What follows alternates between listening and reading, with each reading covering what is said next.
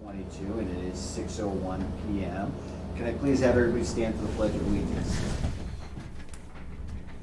I pledge Allegiance to the flag of the United States of America and to the republic for which it stands, one nation, under God, indivisible, with liberty and justice for all.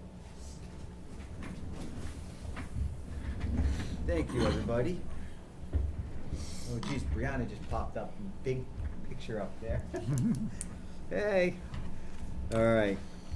So first thing on our agenda is discussion and presentation by the Massachusetts Association of Health Boards for Shared Services Grant Program. Okay. And I guess, Brianna, are you presenting this, or? Mike Hugo's going to talk to you guys a little bit about this collaborative. All right. Gonna get Derek set up here too. And Thank you. how you doing today, sir? I'm good. I was just stopped by the chief that went really fast. Yeah, he had a call to go to. Yeah, everybody. Have to go and decide what to do. I hope everything's okay. That's the only thing goes in my mind. It was a lawnmower fire. The lawnmower may not survive.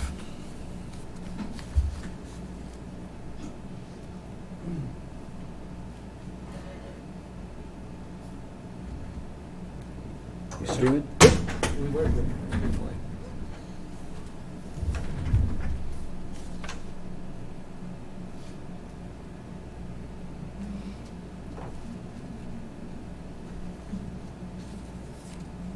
Good now? All right. All right. So, Brianna, is mic on? Is mic on? I am. Can you hear me and see We me? can. Okay. I'm sorry you can, but here I am. How you doing tonight, sir? I'm terrific, and I hope everybody is there too. Nice feel of fall in the air today. It was kind of refreshing after what we've been through this summer. Absolutely. So before you my start, name is Mike. okay. I was gonna say, can you just identify yourself and what your company is and stuff? Yes. Sure. My name is Michael Hugo, and I am the Director of Policy and the Director of Government Relations for the Massachusetts Association of Health Boards. And we are the organization that represents the elected and appointed Board of Health members across the state. And we're their technical assistance provider and legal assistance educator and provider for the 151 boards of health.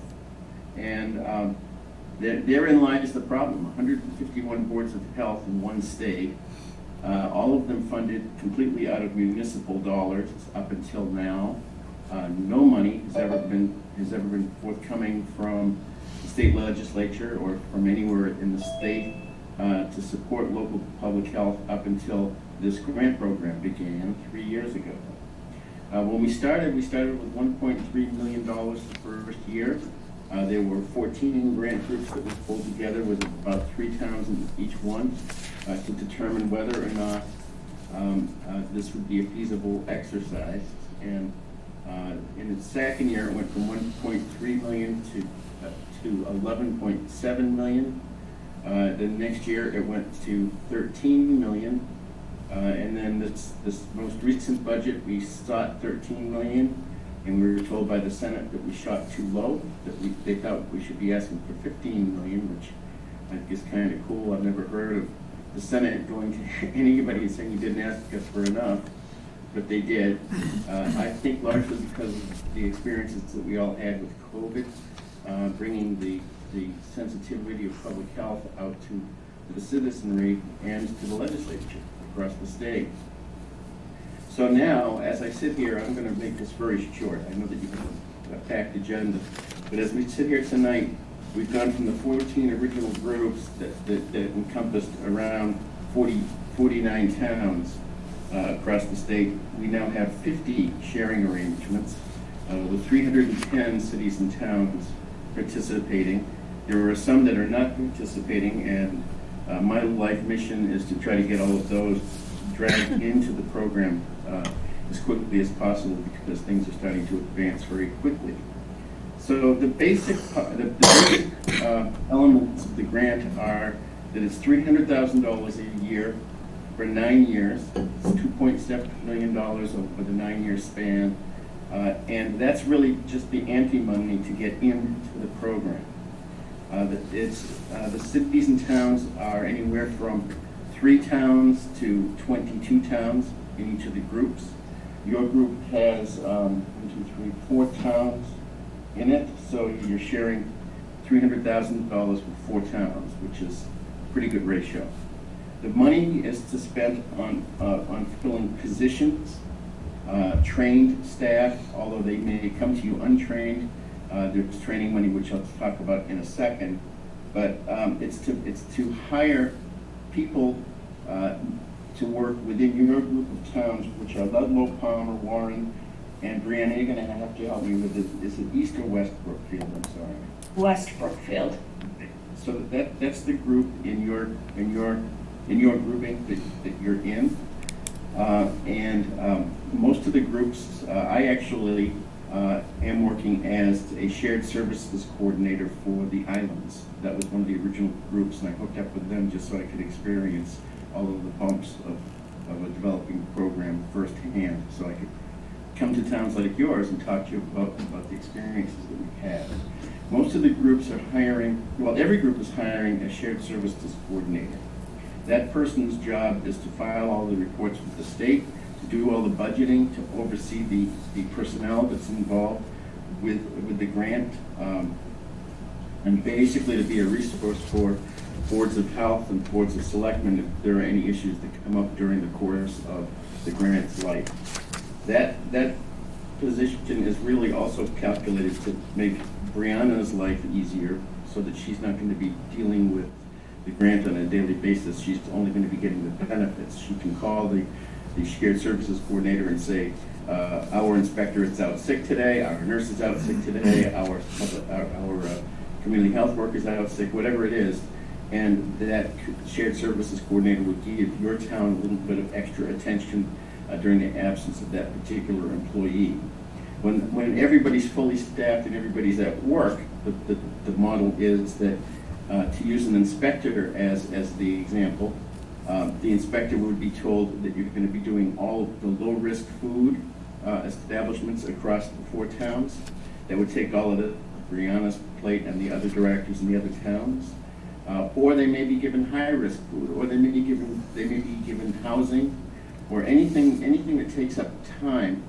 They could be given one task to be done for the entire 4 towns. Most of the towns, the model is that there's a shared services coordinator. Most of them are hiring an inspector. Most of them are hiring a nurse to be shared. And many of them are hiring either a social service worker, a health educator, an epidemiologist, or somebody who may act as all of those in one position. All of the salary is paid for. There's no cost to any of the individual towns. The people who are hired under the program, it's put in their letter, in their offer letter, that they're being offered employment as long as the grant program exists, because there's prior history of some districting where employees have been hired and then towns have been stuck with employees when the money dries up. This money is in place for the entire program at this point, as we sit here. So we know we have at least a 9-year span for the grant.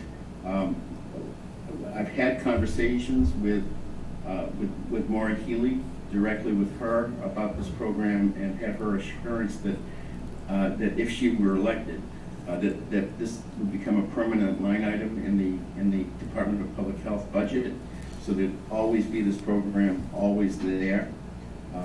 Because what it's doing is it's bringing us to a next generation of public health in Massachusetts.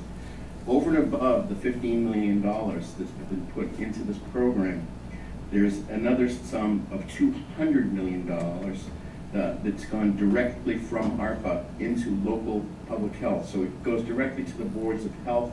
It's not something that can be grabbed by another department within a town. It goes directly to the Board of Health. That ARPA money is split up as, I'm trying to pull the numbers up in front of me here. Of course, I think I have it, so I'm not going to waste my time. It's $200 million. I think around $98 million of that is for infrastructure, so that every health inspector in Massachusetts will have an iPad and all of the electronic inspection software that they don't have right now, paid for by the state. There will be regional training centers set up across the state right now.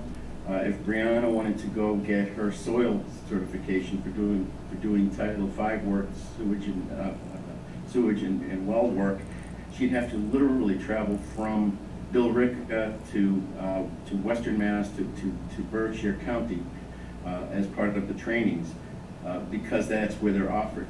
At this point, under the new ARPA plan, we're setting up 10 regional training sites across the state. Nobody will have to drive more than an hour to get to any of them, where right now a lot of people have to stay in hotels for 3 or 4 days to get the certifications.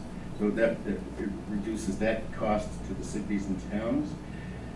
Everything is included in this, including when MAHB is putting together the initial IMA, intermunicipal agreements and memoranda of understanding, and we're working with your law firm. I don't know who it is that represents your town. Who is your attorney, just out of curiosity? It's Do you know? KP Law. Okay, so KP Law has, I was praying that you were going to say that. This KP Law has been working with us on every one of these, it seems, because when you have 3 or 4 towns, or in some cases 6 or 8 towns together, they're always involved in at least one of the towns, if not many of them in each group. So we've been working with KP Law ever since we came up with the idea of putting the initial draft together. So it's going to get through them quickly and easily, but more importantly, with no money spent by you, because the grant pays for your legal fees for the review of the documents too. We pay for everything. There is not a cent comes out of the town for anything, including the host community, which in this case is Palmer, has a 15% annual admin that they can take off the top, which is $45,000 a year, basically to write the 3 or 4 paychecks for the people who are going to be hired, and to include them in their entire payroll system. So the employees of the grant program are covered by a liability rider through Palmer's liability insurance. They're covered by Palmer's health insurance plan. They're covered by whatever it is that the municipal employees get from Palmer. So will these employees. That's paid for from the grant. The budget for the grant has a line item for salaries, and then has a line item for the back end for the fringe benefits, and that's all paid for by the state. So it costs you nothing. What you get out of it is you get you get up to, conceivably it could be more than 3 employees, because you can have them as 0.5 full-time equivalents if you have different needs than what you're anticipating.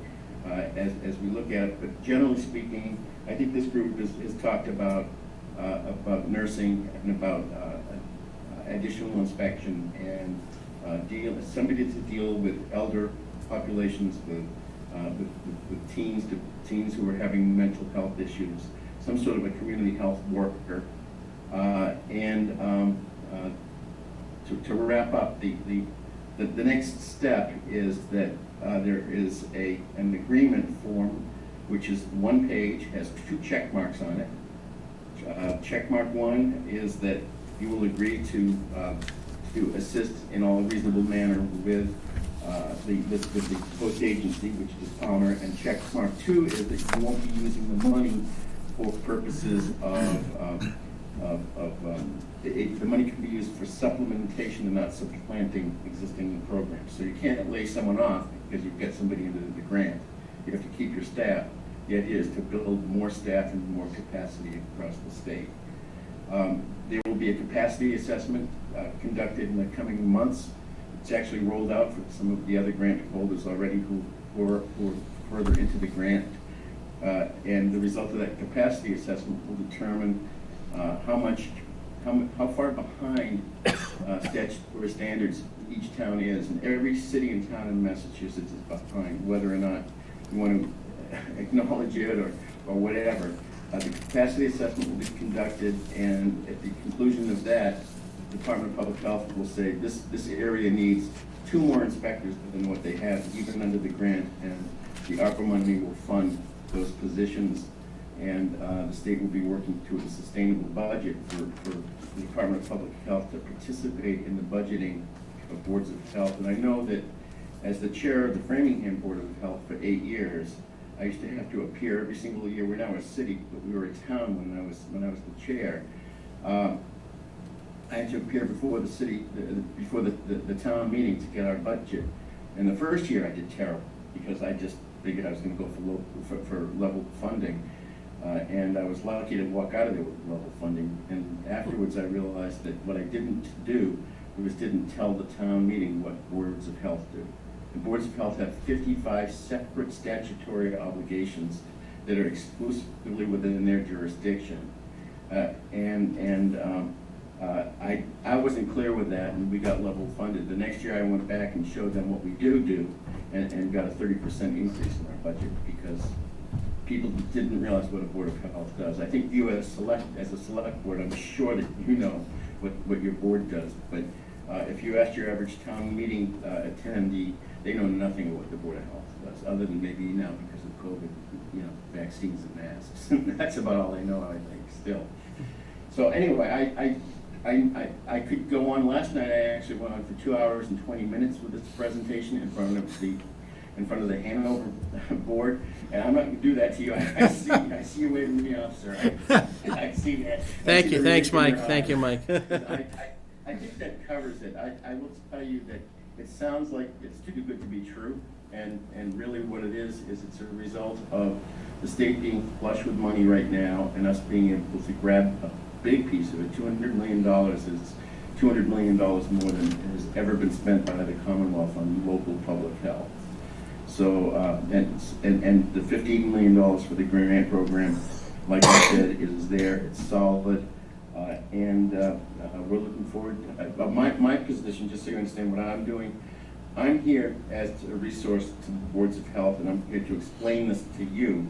But once this is accepted as a venture, I'm going to remain, and I've done this with every group so far, I remain as kind of a backroom consultant to the group until they hire a shared services coordinator, and at that point, I generally attend there. They have at least quarterly meetings of the board, which would be the health directors for each of the towns. It could be a Board of Health member, whatever, but each town has one vote, just for the governance piece real quickly. And I will be there through all of those meetings with them. Typically, however, like with my island group, we've met now since February 28th of 2020, which precedes COVID. We've met every single week for an hour on Thursdays, and we've used Zoom. But that group is so far ahead of where you'll be for the next year or so anyway. But I'm there as a consultant, and I'm here to answer any questions that you have. And Brianna has my contact information, and if it's Saturday afternoon, if you go, geez, you know what? I should have asked him that. Call me. She's got my contact. I'm here to make sure that this works for everybody. And I don't get a piece of the action, just so you know. Well, thank you very much, sir, and thank you very much for keeping it brief. And the basic gist of it is you're looking at providing us some extra town employees at no cost to us at all. And all we have to do is agree to enter into this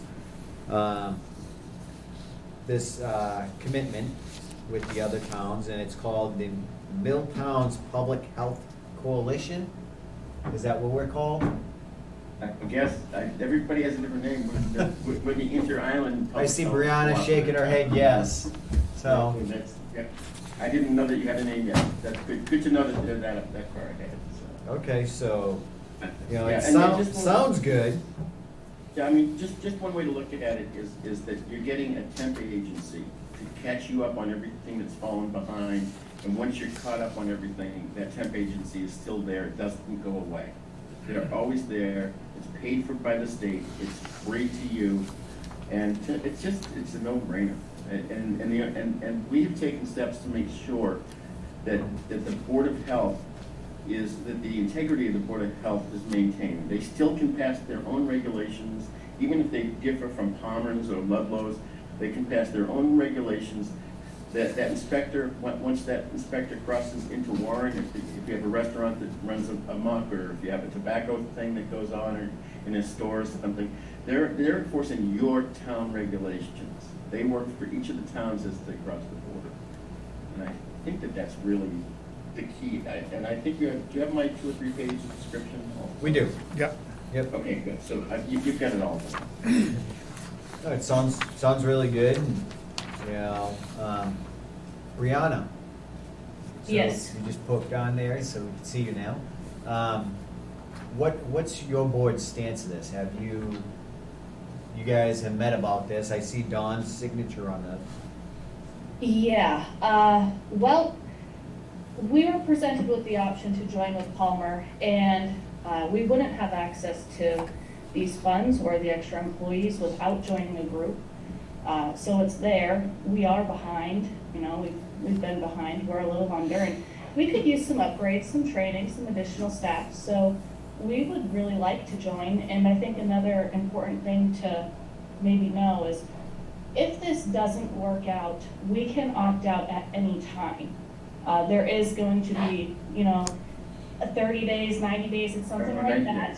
It'll be, KP has told us it's going to be 90 days. So that's what we're going with across the board. Yeah, so if it doesn't work out, we're not stuck in it forever. But for now, it seems like a good opportunity, and we should take advantage of it. Okay. Do you have any questions? No? Sounds great.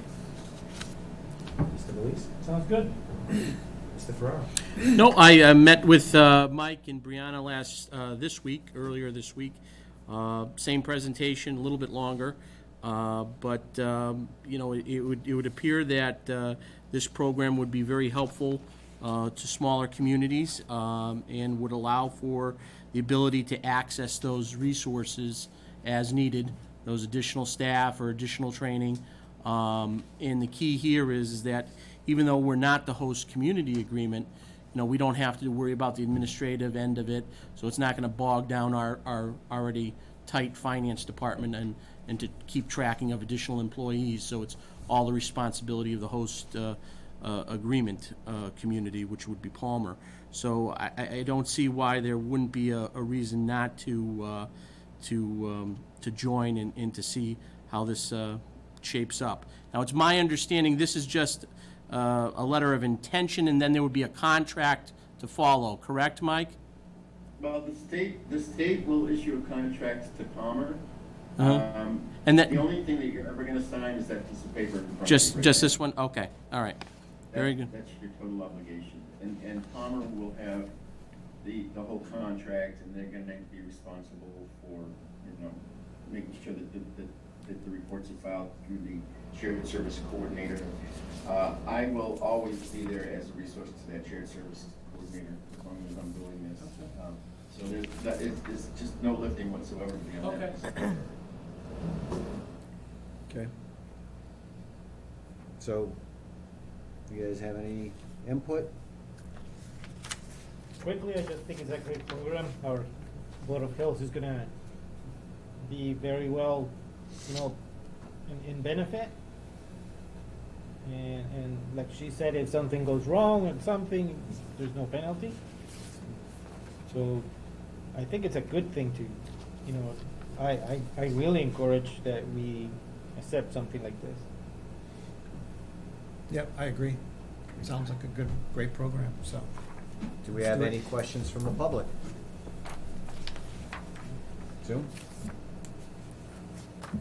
Nope. Okay. All right, sir, thank you very much for your presentation, and, you know, I guess now we're down to a motion. So, well, I'm gonna make a motion to join the Milltowns Public Health Coalition and have the chief executive officer sign the municipality statement of commitment letter. Do I have a second? All in favor? Richi Hacker, aye. Derek Bellis, aye. David Dufresne, aye. The motion passes unanimously. We'll be entering into an agreement with you, sir. Thank you very much. Thank you very much, and I'm here, like I said, anytime anybody needs anything, any questions, Brianna knows how to reach me, just reach out. Thank you. Thank you. Thanks. Thank you. Fellas. Thank you, Brianna. Okay. So we're gonna remember, do we have an original one that we're signing, or? Yes, I have the original right here. We can- Okay, Yeah. all right. All right. Now, next thing on the agenda is acceptance of a state grant in the amount of $12,840 to acquire budgetary software for fiscal year 2024 town budget. You're gonna make a motion on that. Did you have anything to say on that? So, Mr. Chairman, in your packets, you'll see that the town of Warren was awarded 2 best practices grant, one for some budgetary software and one to commission a study. This first grant that was awarded is from the Division of Local Services, and this will acquire some budgetary software that will assist us in developing a more transparent budget for fiscal year '24. Thank you very much. Do you have any questions? No? Do you have any questions? No, sir. Okay. Do we have a motion? I'll make a motion to accept the grant in the amount of $12,840 to acquire budgetary software for FY '24. Do you have a second? Second. All in favor? Richi Hacker, aye. Derek Bellis, aye. David Dufresne, aye. We are accepting the grant. Which, stupid not to accept the grant. Why wouldn't we? Technicalities. All right. Next item. Acceptance of state grant in the amount of $40,000 to commission a feasibility study for constructing a public safety / municipal complex. Nice. All right. Mr. Farrar? So, Mr. Chairman, members of the board, this is the second part to the best practices grant. This year, we can get 2 bites at the apple. I submitted for both. We were both awarded for both. This $40,000 is going to start the conversation for the town moving in the direction of a public safety / municipal complex. It will create the discussion. It will show a document in which we can present to the residents of the town and to the community to inform them of what the costs are associated with a project like this, to study all of the feasibility aspects of combining and condensing municipal buildings. This project would be a very large project for the town. And this is really a first step in moving in that direction. And what a better way than to get the state to pay for, this study to commission it. Mhm. So it's my anticipation that a study like this would cost something around this figure. And this would allow us to get this at no cost. It's awesome. Very good. Do you have any questions? No? Let's do it. Do you have any questions? Yeah, even I promised I was not gonna talk too much. Just kidding. In my own words, we know there's money out there to do stuff like this. But without a feasibility study, we cannot apply for this money. Yeah. So it's a process that we are taking baby steps in the right direction, and thanks to our town administrator for taking the lead on that. Very good. Any comments from the public? Any objections to this grant, Chief? I didn't think so. All right. Again, great option, great work, Mr. Ferrara. Yeah. Definitely Thank you. bringing in money to this town. It's greatly appreciated. And let's get our motion. Let's get All this right. done. I'll make a motion to accept the state grant in the amount of $40,000 to commission a feasibility study for constructing a public safety / municipal complex. Second, All in favor? Rich Ihacker, aye. Derek Bailey's aye. David Dufresne, aye. The motion passes unanimously. Accepting the grant. All right. Acceptance of state grant in the amount of $200,000 to fund energy conservation measures at the Warren Community Elementary School. Okay, Mr. Farrar? So, Mr. Chairman, members of the board, as announced before, we've got the final documents came in from the state to actually accept the grant. We're going to need a signature from the chair. This grant was applied for back in April, and prior to me arriving here, this was a discussion that was being had by Mr. Castigian, the facilities coordinator at the school, and some of the members of the school committee. The Green Communities Act had allowed for the state to apply, had allowed for the town to apply for some additional funding for this from the state in the amount of $200,000 from the Department of Energy Resources, and it allows for the town to administer the grant that would ultimately create an energy management system at the elementary school. Now, this grant is for $200,000. However, this project may have to be broken up into phases because the level of this project will exceed over the $200,000 threshold. And so there's going to have to be a discussion and a dialogue also with our partners at the school department and our regional school committee as to how the other part of this project is going to be paid for. So this is a start to get the project done in phases. I know that there's an energy management consultant that is doing some work for the schools. They're trying to get the project done in its entirety, but this may have to be done in phases, and it may require, it's going to require some collective working together with the school department and the regional school committee to get this project from start to finish done, completed. It is the town's grant, and the town's going to be monitoring it, and is going to be on top of it. So that's why the town is involved in this. The town is the lead on the grant. The school department is going to have to work in the spirit of cooperation with the town on this grant. Mhm. Okay. All right. Do you have any questions? No? Do you have any questions? No, sir? Any questions from the public? Okay. Do a motion? I'll make a motion to accept the state grant in the amount of $200,000 to fund energy conservation measures at the Warren Community Elementary School. Second, All in favor? Rich Ihacker, aye. Derek Bailey's aye. David Dufresne, aye. The motion passes unanimously. Okay. Next thing on the agenda, acceptance of a state grant in the amount of $210,794.79 from the Winter Recovery Assistance Program. This is sponsored by the Highway Department. Awesome work, Jeremy. And can you please explain, sir? Can you come up to the mic and, again, you gotta say who you are and your position, you know.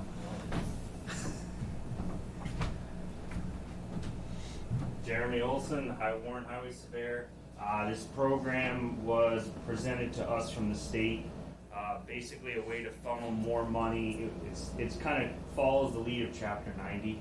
So it's for us to, basically because we had such a bad winter, we had so many ice events, there was a lot of road damage. So we were able to apply, and they basically allowed us a percentage of a larger fund, and our percentage worked out to $210,000.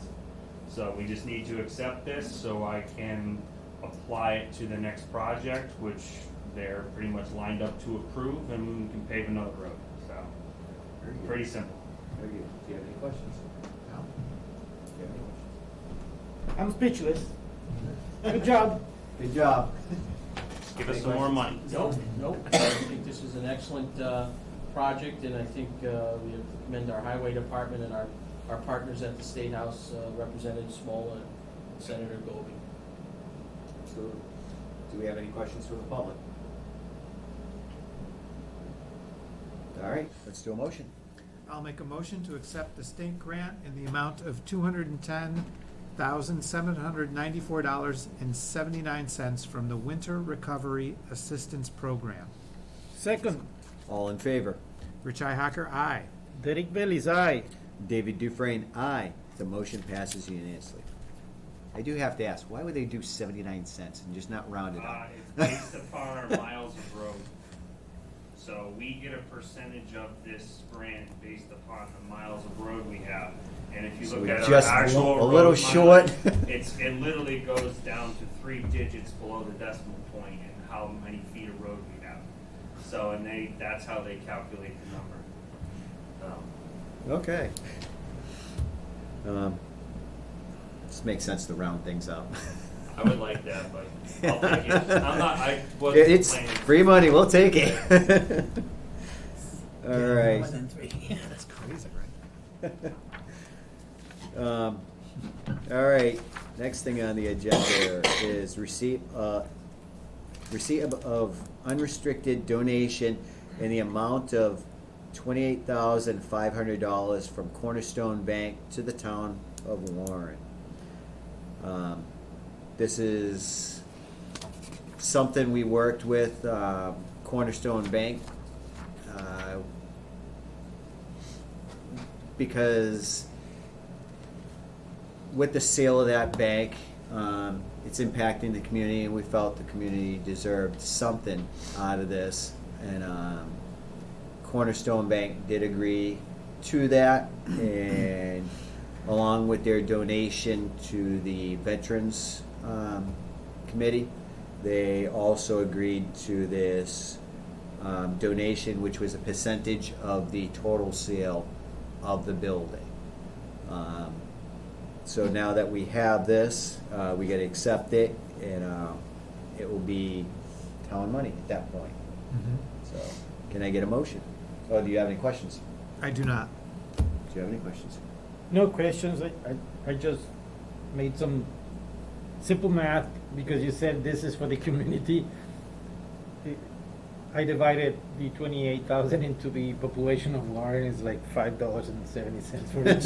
But we're gonna Yeah. make it. We're gonna make it work We're gonna much put it better. to good resources. Yes. Do you have any questions? No, Mr. Chairman, no. Any questions from the public? No? Okay, motion. All right, I'll make a motion to accept the receipt of an unrestricted donation in the amount of $28,500 from Cornerstone Bank to the town. Second, All in favor? Rich Hacker, aye. Derek Bailey's aye. David Dufresne, aye. The motion passes unanimously. Okay. And discussion of use of unrestricted donation from Cornerstone Bank. Vote either general fund or creation of gift account. We gotta look at what we're gonna do with this money now. Have we had any options? Did anything, or we just, Well, because, what the board could do is obviously, it could go back into the general fund, right? But if the board wanted to create a gift account, then the Board of Selectmen could create an unrestricted gift account, and at a future date and time, could find a project that you may want to support in town and use the funds at a later date. okay. I think that would probably be the best thing, because if we put it in the general fund, then it's just, gets absorbed. Yeah. We don't have say exactly to where it may go. Having a gift account. Unrestricted, yeah. Unrestricted gift account. We could identify ideas, say senior center, veterans council. We can dedicate portions of the money to those departments and put them out there. And I think, again, veterans council is always great. Senior center is always looking for money. It'd be great to put back into our community, maybe some of these, say, baseball, the football, those things for our kids. Maybe give some of it to parks too. Divide it up and give it to things that are going back into our community for our community. Because I think that was the intent of this money when we were advocating for it. So I would be in support of the gift account, unrestricted gift account. Yeah, I would too. Me too. Yeah. Okay. Do you guys have any questions about it? No, I'd like to see the fountain get repaired in the Mhm. town common. I think that would be a great use of the money. You're talking about farmer's market? Yeah. Going in that direction. So again, we did meet with Parks today, and one of the things on there was the fountain that they would like to get fixed. Yeah, and we had talked about that. And we did a talk while about ago, that. That so- fountain needs to be repaired. It's part of our town, and it's not looking too good right now. No. So it'd be great to get that fixed. Do you have any questions? No, sir. Mr. No, Frost? sir. Anybody from the public have any questions? I can find plenty of places to use the money. We know you can. All right. No, we have a question. Oh, yes, sir. No contract, that's it. I was thinking, it should be called the Selectmen's gift account. Because that way, you make the decision and not somebody who, I want this money. I think we do anyway, right? Yeah, it's a selectman's gift account, you're the one making it, yeah. Yeah. We're the ones creating it, so it's our gift account. So, but yes, good point. Yeah, we want to have some control over where this money goes to allocate it properly. So, all right, thank you. Motion? Motion? All right. I'll make a motion to put the 28,500 from Cornerstone Bank into an unrestricted gift account. Right? Second? Yeah. Second. All in favor? Rich Hacker, aye. Derek Bailey's, aye. David Dufresne, aye. The motion passes unanimously. Okay. All right. Next thing on the agenda, hear a request made by the highway surveyor to the personnel board to start a new higher foreman position in a grade PW4 at a step 1 on the wage scale. So, Mr. Olson. Hot mic tonight for you. Yeah, right. Jeremy Olson, Highway Surveyor. We're very fortunate. We had a lot of great applicants apply for our foreman's position, which a lot of towns unfortunately haven't had a lot of luck with this. This gentleman comes to us with a tremendous amount of experience. He's been a leader in 2 different fields, all both construction-based, equipment-based. It's exactly what we need. Young guy. He lives right in our middle of our community. Very excited to be involved. He actually applied to a few other highway departments. We poached him before they could, so Nice. very happy. Part of this agreement with him was he makes a certain rate now where he is. This just 1 step increase from a minimum to a step 1 puts him very close to where he is currently budgeting for his family. And it was just a conversation, him and I, that this number would make him feel very comfortable on choosing our community to help lead the highway department. And I said, absolutely, I would certainly ask for this. So you're to looking happen. at starting an individual who has training experience within the field A tremendous amount. and would become an asset to our community at this point. Absolutely. Okay. Do you have any questions? So what's the deal with the double premium payments for health insurance? He would like, obviously, our health insurance plan is very, very good compared to what he's offered now, which is one of the reasons why, again, he likes choosing our community. His wife asked if that was an option to start his health insurance as of day one instead of after 1 month. He knew that his commitment, he would have to make double payments in order to fill the premium to create the policy for, to start right away. But the board would have to approve this because the town has to compensate their portion for that first month of employment as well, which they would anyway, but it'd be a double compensation to catch him up right away.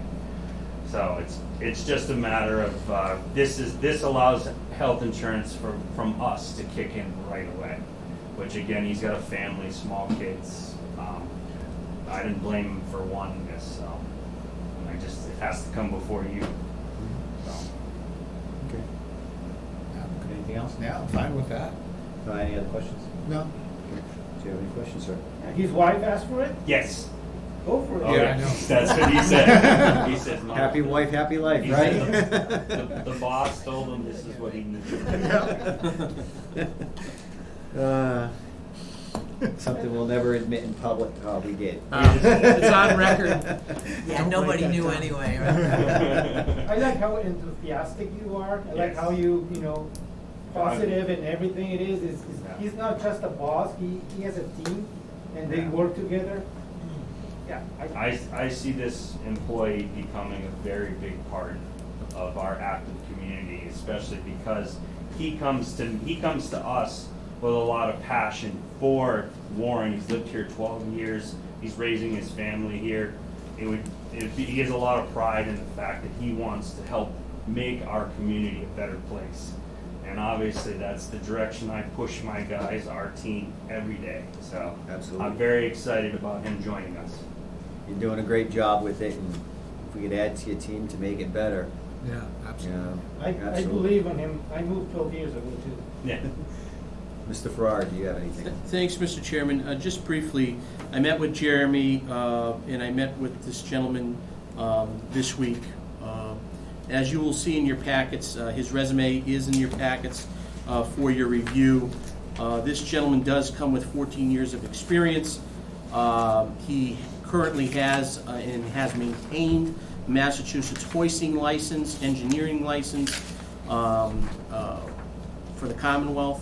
He has some professional licensures, state towing association certification.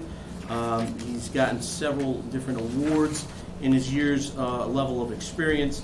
I think this is a classic reason why these requests are heard and are made to help us attract credible and knowledgeable people in these positions. And it is budgeted for, so there is no impact on the budget. It's already currently budgeted for. With regards to health insurance, there's usually a 30-day waiting period, but there's going to be no cost to the town with regards to that. He's still going to have to make his contributions as normal. So he will actually be making double contributions to start, and then they'll slowly go into the normal contributions every week. So, I think based on his certifications, his licensures that he holds, it really is a no-brainer. All right, I agree. Thank you for being able to recruit talent into our town, and Thank you. this is what it's about. You're doing a great job, and I don't think it's the money that we're offering, it's the leadership that we have within our community that's running these things. They're coming here for you. Well, we had, in communication with a lot of the towns around us that have this same position open. There was 5 communities that needed a foreman. And we are the only ones who had a large group of applicants and then had multiple applicants that were qualified too. So Really? they all looked at me going, "How are you doing this?" So is that I don't know. the new wage scale, or what is? It's it is. So our new wage scale is part of it because that has gotten out. That was part of the conversation. Plus, multiple people had applied and said that they heard that, basically we have a great group, and we're doing a lot of progressive things, and our group is constantly now, we're expanding, new equipment, new ideas. It's really, the reputation is it's a great place to come and work now, so. Awesome. That's kind of where the feedback to me personally from the applicants was really that we heard that this is the place to go. Wow, So, that's really great. Which is very rare to hear something like that. Yeah. It's good to hear, actually, it's very We've encouraging. been watching people leave for years. Yeah, right. Now they're leaving other towns to come here. Very good. Nice, by the way. He's watching. Oh, is he on there? He's there. Oh, on Facebook? Let's make him hold on for a little while in anticipation. Yeah, let's table the vote for a couple minutes. Yeah, should we table this? No. So, all right, do a motion? Motion? All right. I'll make a motion to start the new highway foreman for the highway department at a grade PW4, step 1 on the wage scale. Second, All in favor? Rich Ihacker, aye. Derek Bailey's aye. David Dufresne, aye. The motion passes unanimously. Thank you, gentlemen. Congratulations, Stephen. And did we have to vote on passing Oh, the starting, to insurance? start the insurance? Yeah, you could do a subsequent vote on that. Let's do a motion on that to make sure he gets started. Okay, Right so I'll off the make a bat. motion, what's his last name? I Okay. don't know. Careful. Yeah. Oh, you're right. So, I'll make a I'll say it in motion Spanish. to enroll Stephen in the health insurance program upon his date of hire. Second, All in favor? Rich Ihacker, aye. Derek Bailey's aye. David Dufresne, aye. The motion passes unanimously. Thank you. His wife's gonna be happy. Yeah. Perfect. And welcome to the team, sir. Yes. All right. Next thing on the agenda, review and discussion of proposed fiscal year 2024 budget calendar. Did you give us something on Town this? administrator. Oh, is this the thing you just did? Yeah, just keep this. Put it all the way in the back.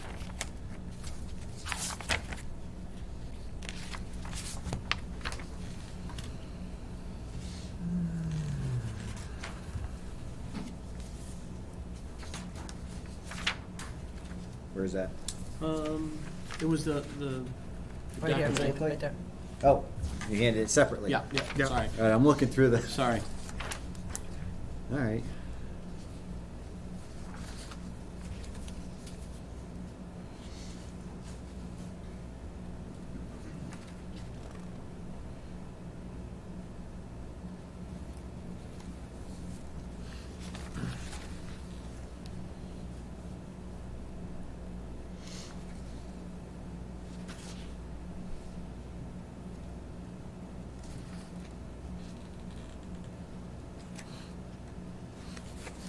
I have to say, sir, you're getting us way too organized here.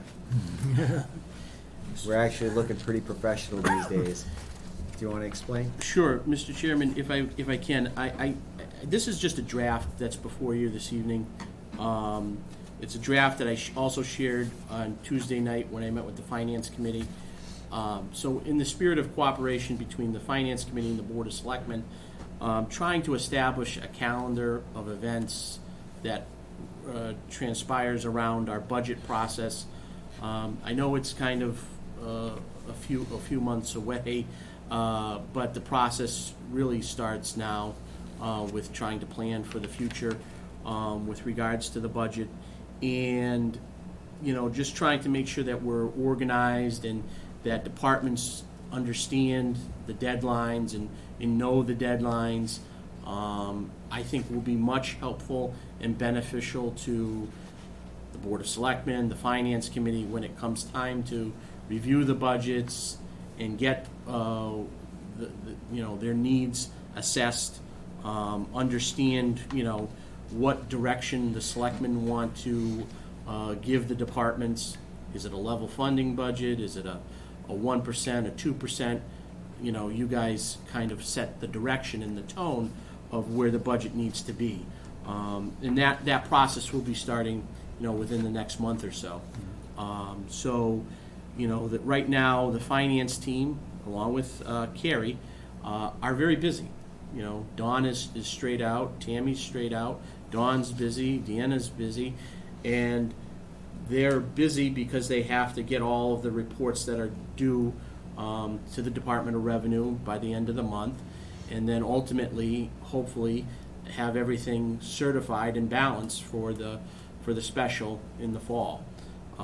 So it's a very busy part of time, and with this calendar for upcoming budget season, just trying to gauge and understand where we need to be and keep us in an organized fashion. This is again a rough draft. I'd like you to, you know, review it, think about it until our next meeting next week, and, you know, let me know of any changes or any things that you want to modify, and we can certainly do that. And I will be also communicating this with the FinCom as well, to try to get this done. But then ultimately, would like to get this out to the departments so that they can understand, you know, what's the timetable of events that the town is looking to do. Okay. Looks pretty good. And have you already talked with FinCom about this? Yes, yeah, on Okay, Tuesday. and what was their? They were very supportive. You know, the FinCom has a message, and they don't want to see what happened last budget season happen this budget season. So they want to have a more organized approach, and I think this is one of the tools that we will have to help us get there. Hopefully, this budgetary software that we're going to be getting, this will help us. Keeping the level of communication going between everybody, that will help us. And I think we can definitely get there, and I think that you're going to see a vast improvement. Okay. Thank you very much. Do you have any questions? So my question is, are you gonna have specific day, or are you gonna schedule out days that you're gonna meet with, you know, say, Board of Health on February 5th and, you know, Conservation on March 2nd, you know, so people know when they're gonna, when they have to have their stuff due and when they're gonna meet with you? So on January 5th, it calls for all boards, officers, committees of the town shall submit to the town administrator and the finance committee in writing a detailed estimate of appropriations required during the fiscal year. So we're setting a date of January 5th. We're saying we want the budgets early so that we can go through the process. So that as the budgets come in on January 5th, myself and FinCom, we can review them. We can see if there's any needs to make any changes. There may need to be separate meetings with specific departments that we need to meet directly with and clear up any issues or questions, and then have a better document, and then have a document that's coming more finalized to the Board of Selectmen. Okay, so you don't necessarily need to meet with everybody at a predetermined meeting. You Right. just, you get this And you submit it. on the 5th, and then you take a look and say, okay, you know, these departments are okay, we want to meet with these other three. Right, Okay, right. that's good. And you know, again, the Board of Selectmen is gonna set the tone in the next month or so. You guys are gonna say, do you want a level funded budget? Do you want a 1% budget? How are we budgeting? How are these departments gonna be budgeting? And it's critically important that, you know, if we're saying, you know, we're really gonna be talking about a municipal complex, a public safety complex, then we're gonna start maybe, you know, tightening up the purse strings a little bit in anticipation of having a shovel-ready project that everybody can get excited for and be and see the value in down the future. So you may want to start thinking about saying, you know, we may do a modest on expenses of 1%, you know, or 2%, you know, or a level funded. depending on what your thoughts are. Okay. Any more questions, sir? No. Sir? Jim, this is great, and I know it's gonna grow. I just encourage you to add on, you have here like when, then the event, Mhm. and who. Mhm. I would like to see also like what's required for each event. Okay, and sure, the goals- requirements? And the goals for each. Okay, So, because if one of these lines is not accomplished, everything starts moving down, or something's gonna have to crunch. right. So, Yeah, I could see where somebody would say, oh, I didn't know.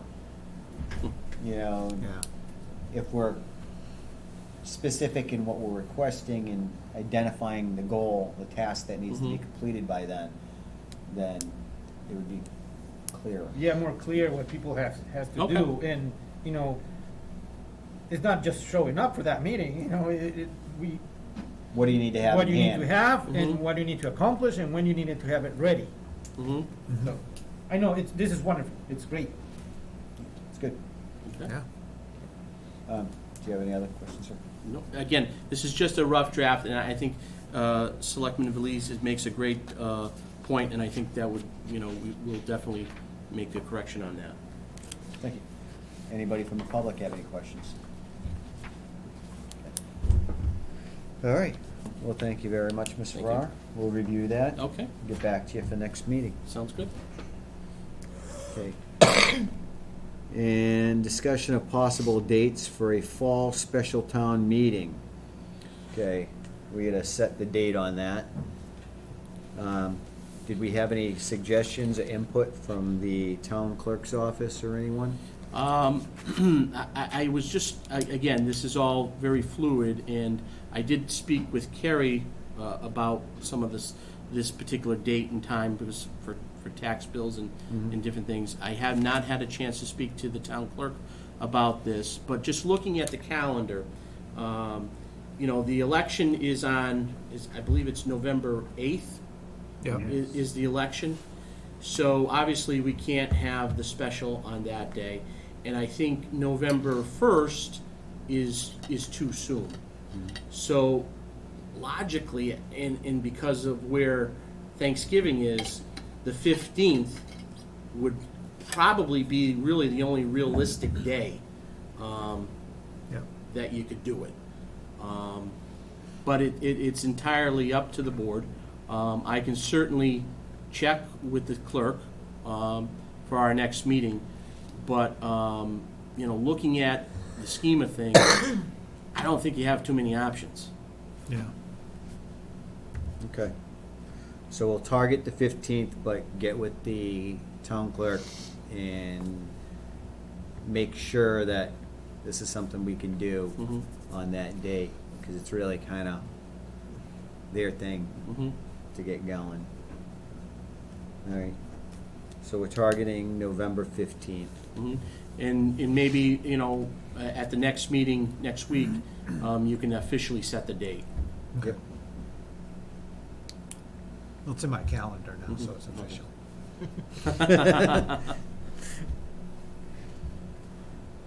It's in my calendar too. Yeah, see, it's done. Pending. Pending, yeah. So, all right. You guys have any questions about that, No, I think it's good. Mr. Belize? The only day I had available. You're busy in November? Yes. So now you got something to do. Fully booked. Anybody from the public have any questions about it? No. All right. All right. Discussion and possible vote on the use of American Rescue Plan Act funds. So we got some commonly known as ARPA funds available to us. We have some projects that are of a high priority right now that are pushed in front of us, that I think if we don't take the opportunity to fund those,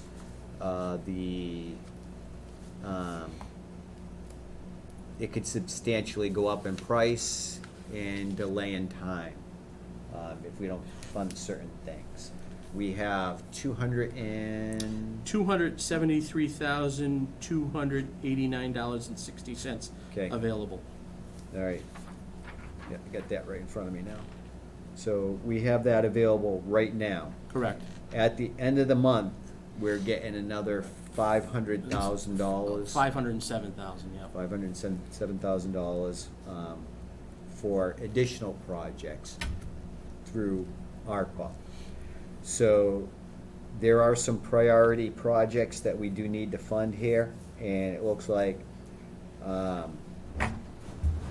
we could definitely do these. I think the best thing to do is have the departments come forward, present their project, what they would like to have, and go from there. Okay? So, first one on our list here is the fire department.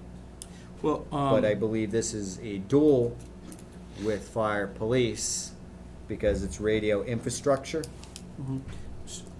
Yes, sir. So, Mr. Chairman, this 122,000 is part of the dual radio infrastructure project for police and fire, but this is only the $122,000 that was not encumbered and went into free cash last year, and so taking that 122,000 right off of the second round of the first allocation available of the second round, I think would be the most prudent thing to do to reserve it for the project.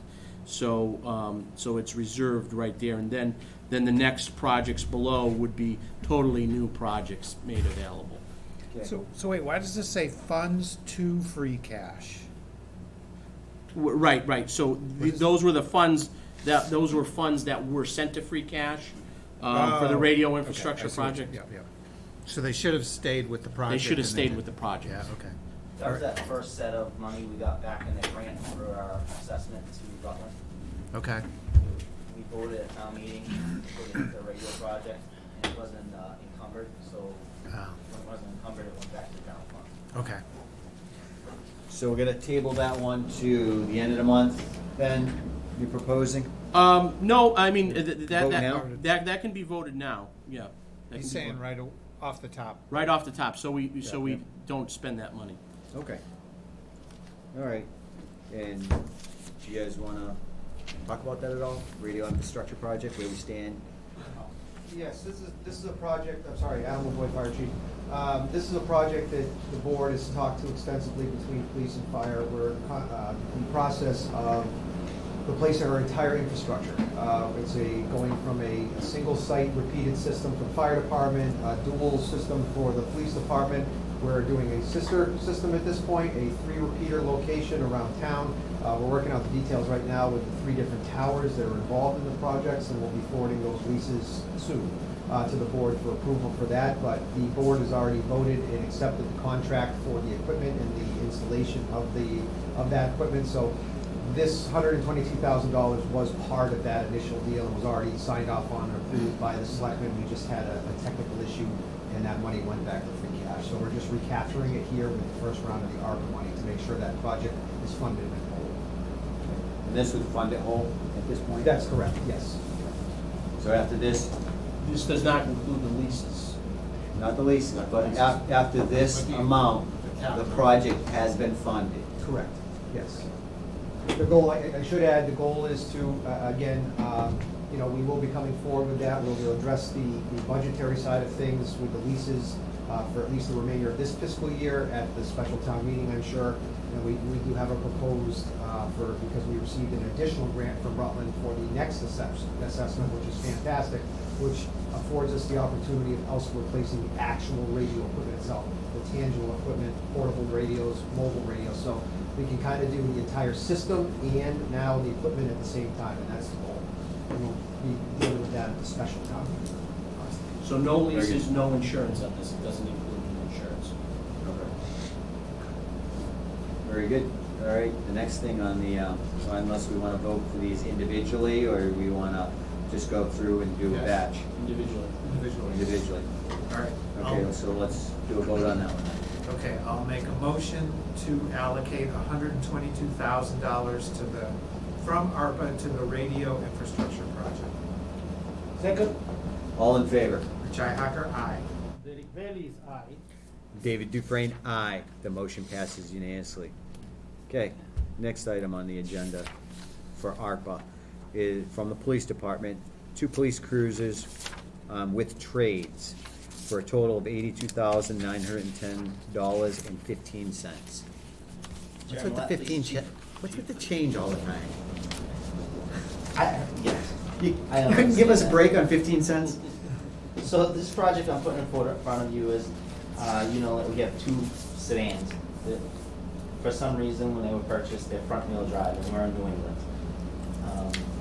They're not conducive for what we need. The space in them is small. Mr. Ferrara's been in my car, and I have no room for any equipment.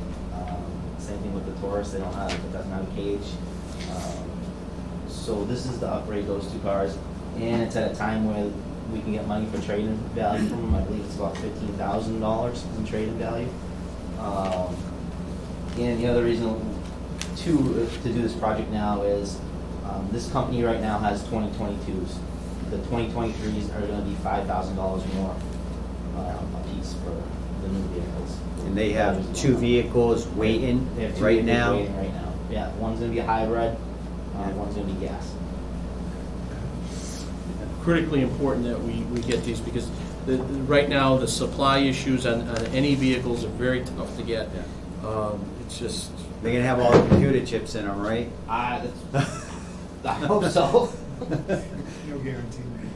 Yeah, radio will work and everything. That's what we're hoping. All right. Do you have any questions, sir? No, I don't. Okay, do you have any questions? Second, no. All right, Mr. Farrar, do you have anything? nope. Anything from the public? Okay, do a motion. All right, I'll make a motion to allocate from ARPA to 2 police cruisers, the sum of $82,910.15. Second, All in favor? Richi Hacker, aye. Derek Bailey, aye. David Dufresne, aye. The motion passes unanimously. You want to say something? Okay. Please, it that was. Okay, next one up, fire department again. This is for AED Life Pack 1000, and this is $36,000. Sir? Hi, good evening, Adam Lavoy, Fire Chief. I presented 2 options to the board tonight. This is not just a fire department project. We talked about defibrillators in the building, so kind of asked to take a lead on this, and we looked at all of the buildings. So this amount encompasses defibrillators, working professional defibrillators, and not only this building, but also new ones for the police department for the proposed cruisers that come in. The highway department having one down there, as well as I just added, it's not on here tonight, it was an oversight on my part, my apologies, but the senior center and the wastewater treatment plant too. So the idea was to be able to have all of these communities have a defibrillator within close proximity to where the staff is working. The 2 different options, one of them, the little bit more pricier one, would have the same units across the board. So you're looking at a total of 13 units total across the board, all the same pads, same everything. The idea behind that was that if we had a medical emergency and someone unfortunately was experiencing cardiac arrest, the fire department had the same equipment as everyone else, so we wouldn't have to change out the pads, we wouldn't have to do some of that stuff. You know, everybody could be trained the same. That was the idea behind it. It is a little bit more expensive. The option 2 has the fire department having the professional ones that we currently have, the newer models of the ones we have here in my cruiser, my command vehicle, as well as the ambulance. But the commercial series here at the municipal building, at the highway department, at the senior center, at the wastewater treatment plant. There's nothing wrong with them. They will work perfectly. They're very user friendly. All of these, it's a little bit cheaper, but the pads are different. So each one of them is going to have different things. You know, obviously we will put a program in place to make sure that the pads are purchased and that they stay up to date. They don't expire. That's something we can also talk about too. But tonight we're specifically talking about purchasing the first of those units and getting them installed. So it's kind of the board's preference how they would like to do it. If they'd like to save a little bit amount of money, they're able to do so and have commercial grade ones here, which again are totally acceptable. Or they can go with the first option of having the same units across the board. They're, again, even the professional ones, the LifePak 1000s, they are very user-friendly. They still talk you through it and everything, but that's certainly something the board can talk about. Okay, so my feeling on this is, you know, I understand we'd save money going with the lesser. The problem with that is now we're dealing with different types. When you come on scene, you're gonna take over, you're just gonna start going and doing what you do, and there's gonna be a delay. If we have to remove pads, transfer over, there's gonna be a delay in the process. And I'm not willing to put somebody's life on the line, even for a few seconds, for a delay, for a changeover, because we wanna save a couple dollars. I think it's well worth the money to have the, across the board, the same product. So there's a much smoother transition in the care of somebody in that situation. It's very important to just have a seamless transition. I certainly could agree with that knowledge, and you know, it would also give us the ability to always order the same pads, so we Right. probably could get a bulk buy on Yeah, that's what I that was kind of wondering. stuff too, Yeah. so there's that.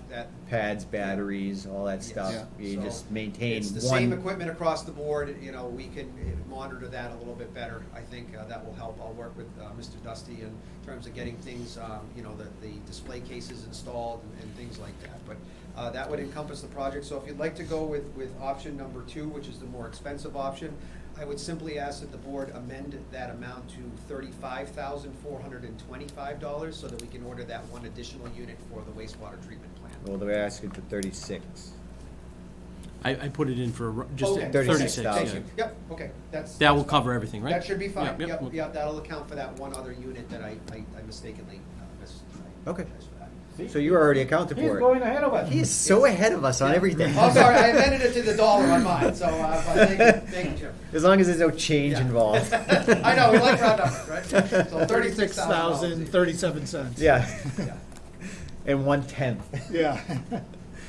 All right, do you have any questions, sir? I don't. I think that's probably the way to go. It is more expensive, but it's probably the way to go. And you can't, Universal, yeah, you can't In a put a town. price on somebody's life, yeah.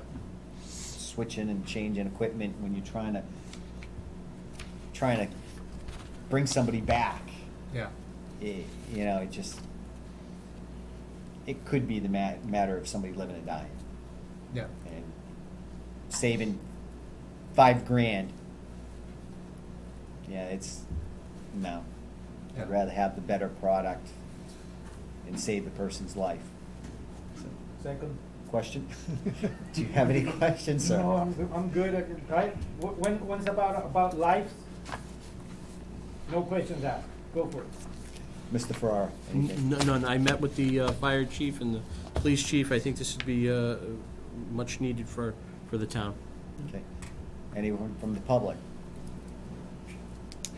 Okay. Got a lot of hands up. Nobody likes it. Very good.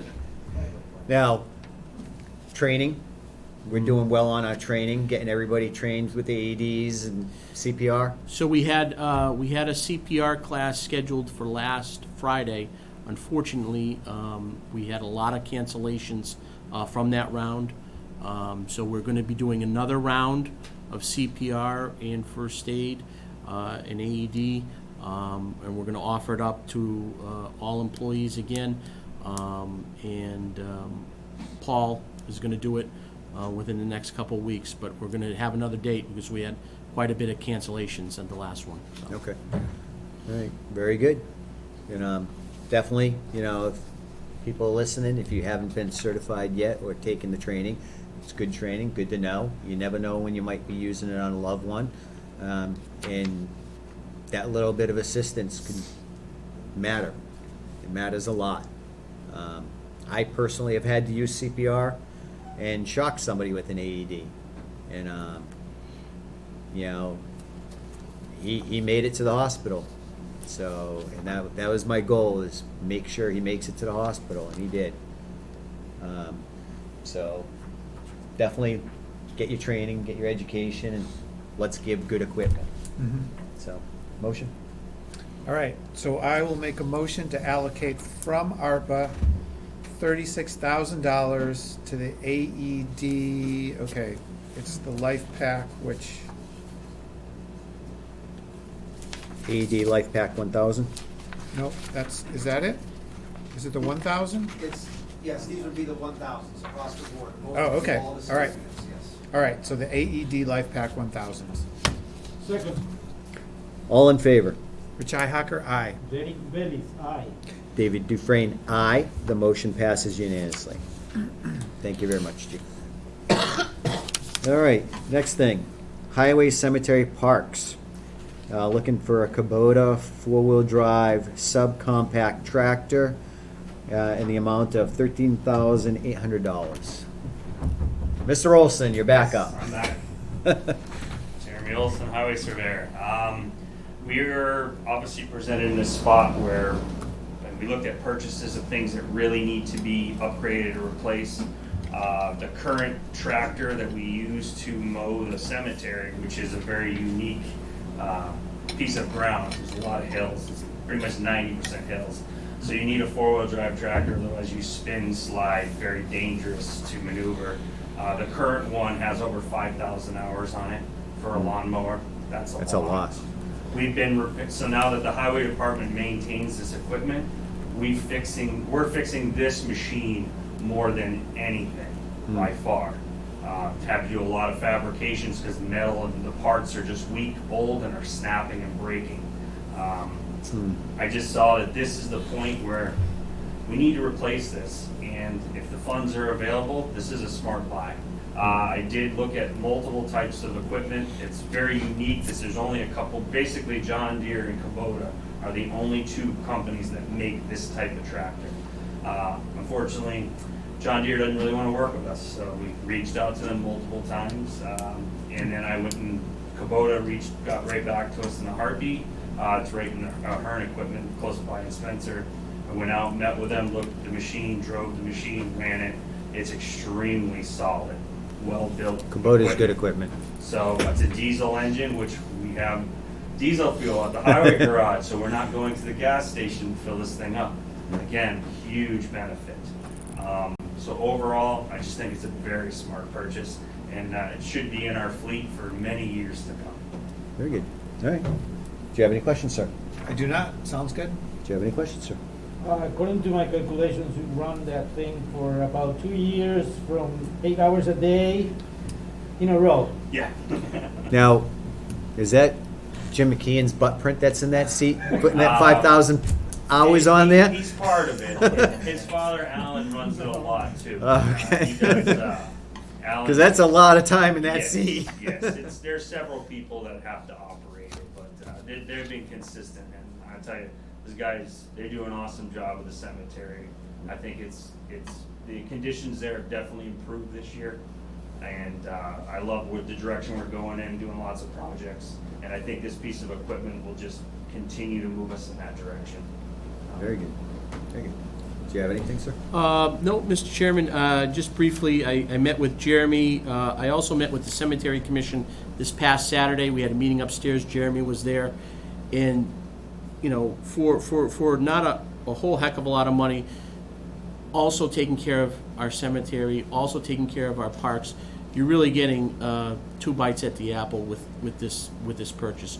You're taking care of parks, cemetery, and highway, should any of these departments need it. So it's multi-use. Yeah, you can use it across all terrain. If we have a difficult hill to handle, say in downtown, there's a few places there we have public grounds we take care of, and something like this, it definitely makes it.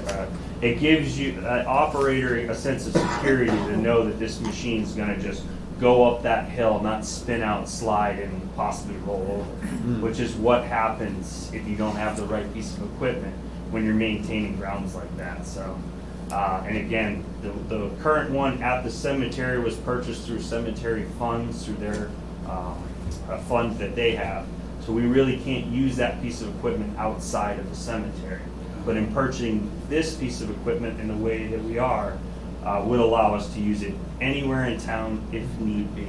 But it's still, its primary function is gonna be the cemetery. What will happen to the current piece of equipment? Well, we're going to attempt to keep it going for a little while, and eventually I imagine we'll probably auction it off at our next auction. We just had an auction, so it'll be a little while before we have another one. So, but we'll keep it going through the rest of this season, and then we'll just figure it out from there. Most likely we'll auction it off, Yeah. turn it back into money to buy something else. Yeah, good. Okay, very good. Anybody from the public have any questions? Okay, good motion? All right, I'll make a motion to transfer from ARPA $13,800 to purchase a Kubota four-wheel drive subcompact tractor. Second, All in favor? Rich Ihacker, aye. Derek Bailey's aye. David Dufresne, aye. The motion passes unanimously. Thank you. Okay. Fire Department, Lucas Machine, and the amount of $17,100. Chief? So, Adam LaVoy, Fire Chief. So this kind of goes hand in hand with the first project with the defibrillators. There's another piece of equipment out there that's very quickly becoming a state-of-the-art, well, it is a state-of-the-art, but it's very quickly becoming a staple on the new ambulances that are coming out in most services and trying to get their hands on it. We have several communities around us that have them. It's called a Lucas 3. This device specifically is a battery-powered device that performs cardiac compressions during a cardiac arrest situation. What most people don't realize is when we pull up on an ambulance, unfortunately, we deal with cardiac arrest. And what happens now is they've changed the protocols. And we, by law and by our protocols, now have to remain on scene for 20 minutes and work a cardiac arrest. 20 minutes is a long time when you're dealing with that type of situation. And the average human being, for those of it in the room that has done CPR or had CPR training, I'm sure they would tell you that they were tired within the first minute or two after doing compressions, if they're doing them the right way. So in order to successfully handle a cardiac arrest without a machine like this, you're relying on people's, own physical strength. And as that person does 2 rounds or 2 minutes of CPR, they are exhausted afterwards. So in order to have a successful everyone we hope is successful, but in order to work 20 minutes in a CPR type environment, you are exhausting the people on the team. So, and as you exhaust them, the chances of survival for that person starts to go down because they're not doing deep enough compressions, they're not doing hard enough compressions, they're not doing fast enough compressions as they get tired. This machine takes a lot of that away.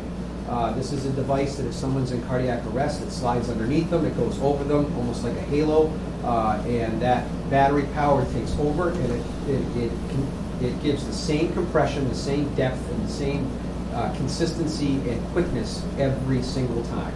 So that chances of survival goes way up compared to hands-on from a human being. So this would be a fantastic piece of equipment for us. We have a new ambulance coming in the next couple of weeks, which with a power stretcher, with a power load and power stretcher. So that's state of the art. This piece of equipment will go hand in hand with that, and will put us right there with some of the other departments around us that have that state of the art stuff. So I think this would be a great project to go hand in hand with our new defibrillators. So I'd like to really consider this. Very good. Do you have any questions, sir? How long does it take to put this on a person? Seconds.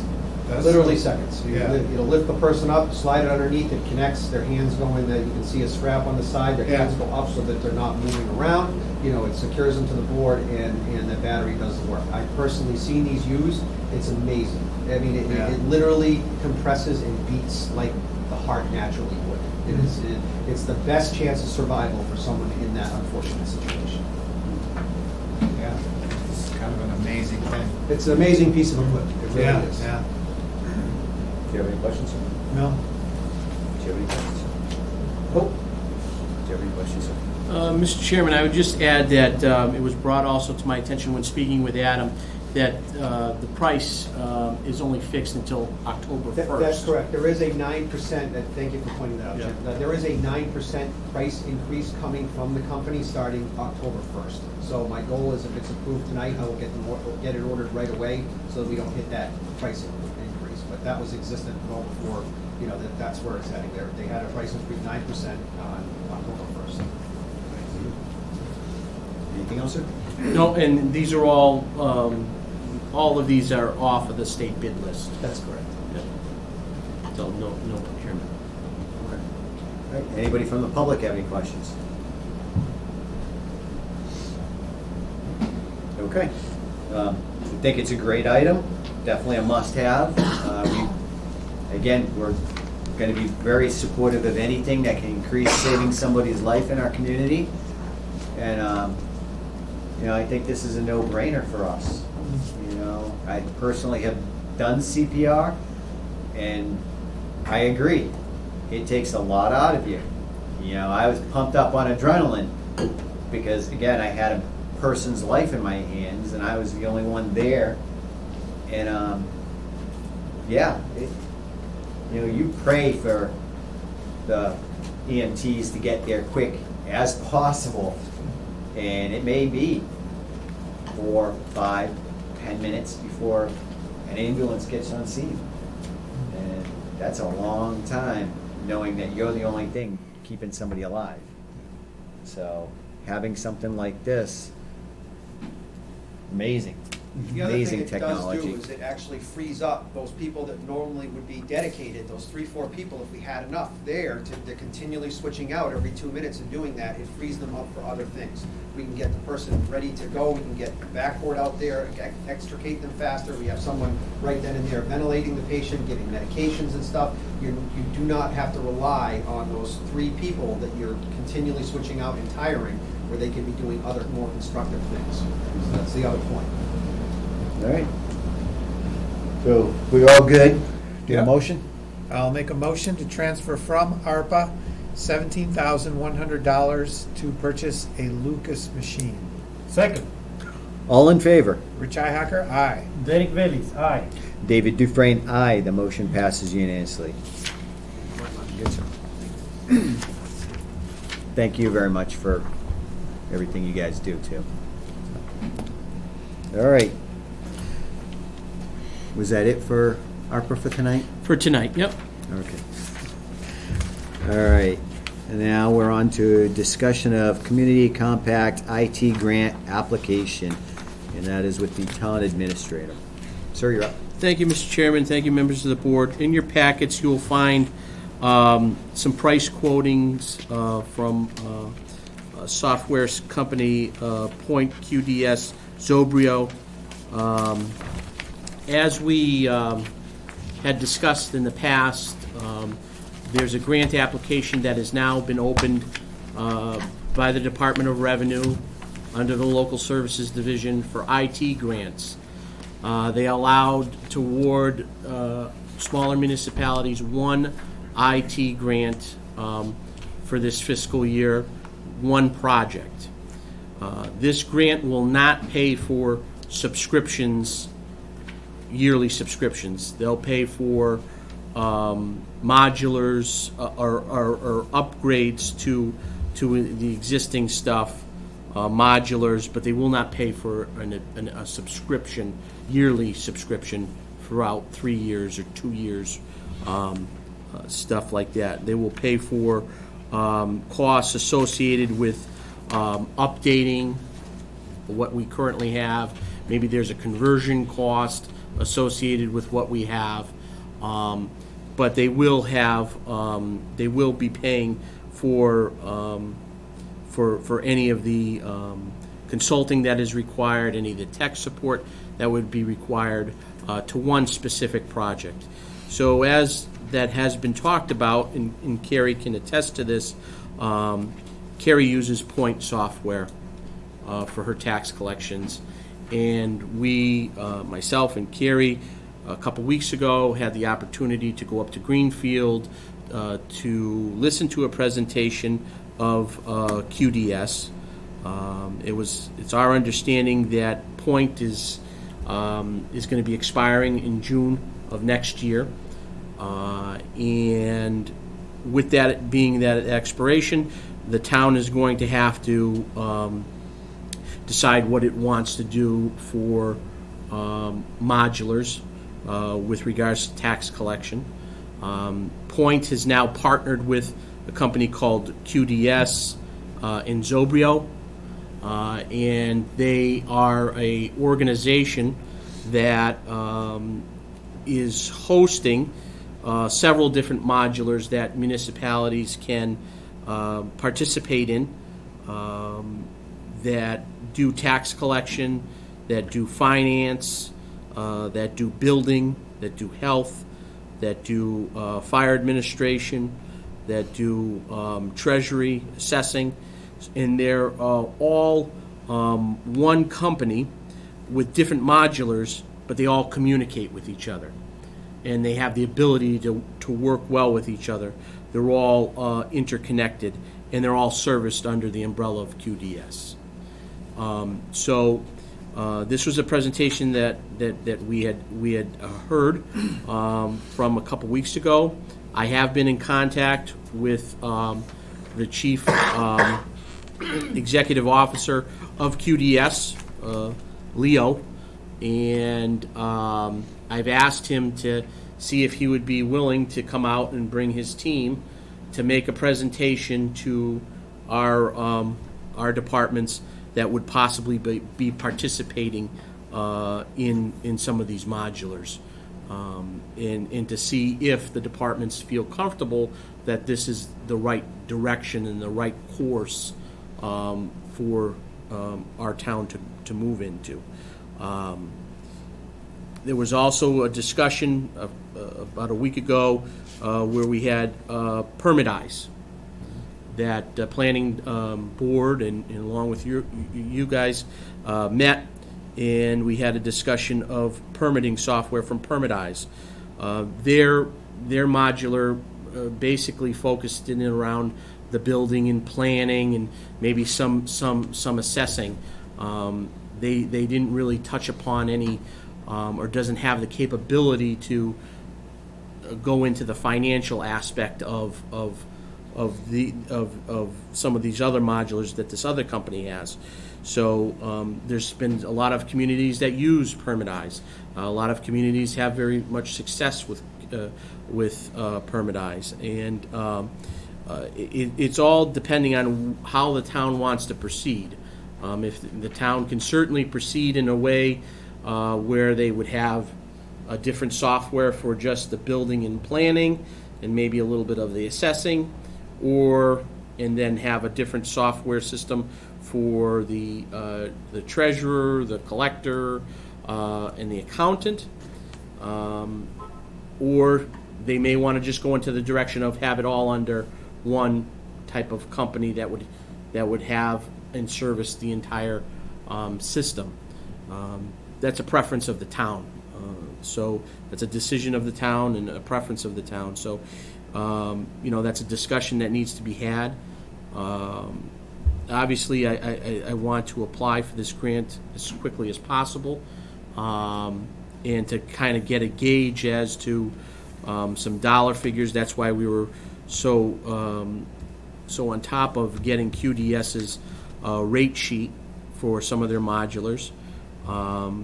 But it's a process in which we don't want to rush ourselves into either, because we want to make sure that all the departments are comfortable with whatever is chosen. The accountant uses a specific software. I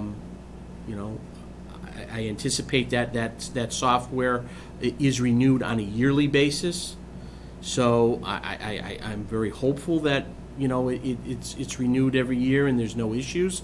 But it's renewed on a yearly basis. So there's only every year it's got to be renewed, and it's not like it's a long contract. So it's through a gentleman that has done business with the town for quite a bit of time, and he's well respected in the community with the Department of Revenue. But there may come a point in time when that software may be obsolete. I'm just saying. So it may be in the best interest of the town to look towards moving in the direction of having it all under the umbrella of one organization, one company, one servicing, and have the functions communicate easily within the software package. But that's a decision that the town and the board would have to look at. It's certainly worth a conversation. I can put together an estimate as to what I think it would cost for this and apply for the grant. If we are a little short on the estimate, we may need some additional funds, to cover ourselves. But the anticipation is also going to be that these software packages that renew every year are going to be more money than what they're currently paying. So departments are going to have to budget appropriately because it's different. So Carrie, and correct me if I'm wrong, the point that you're paying now is it will be more next year, right? Well, every couple of years they go up, and they call it the ALRIS, the annual licensing fee. It looks here like the QDS is going to be pretty much in line with what Point has been. Point is, going out of the tax collection software business, so we're going to have to find something else. It'll be more expensive if we add the new modules on. Right. Because there are offers here of things that we currently don't have. So in that way, it would be more expensive. But it looks like the annual, at least for the next couple of years, will be right around the same as it has been with Point. Yeah. The 7,200. But you said yeah. that's not covered by the grant anyway, right? That's annual licensing. Right, annual licensing is not covered, but it looks at the bottom of this estimate that they're figuring in a 3.5% increase.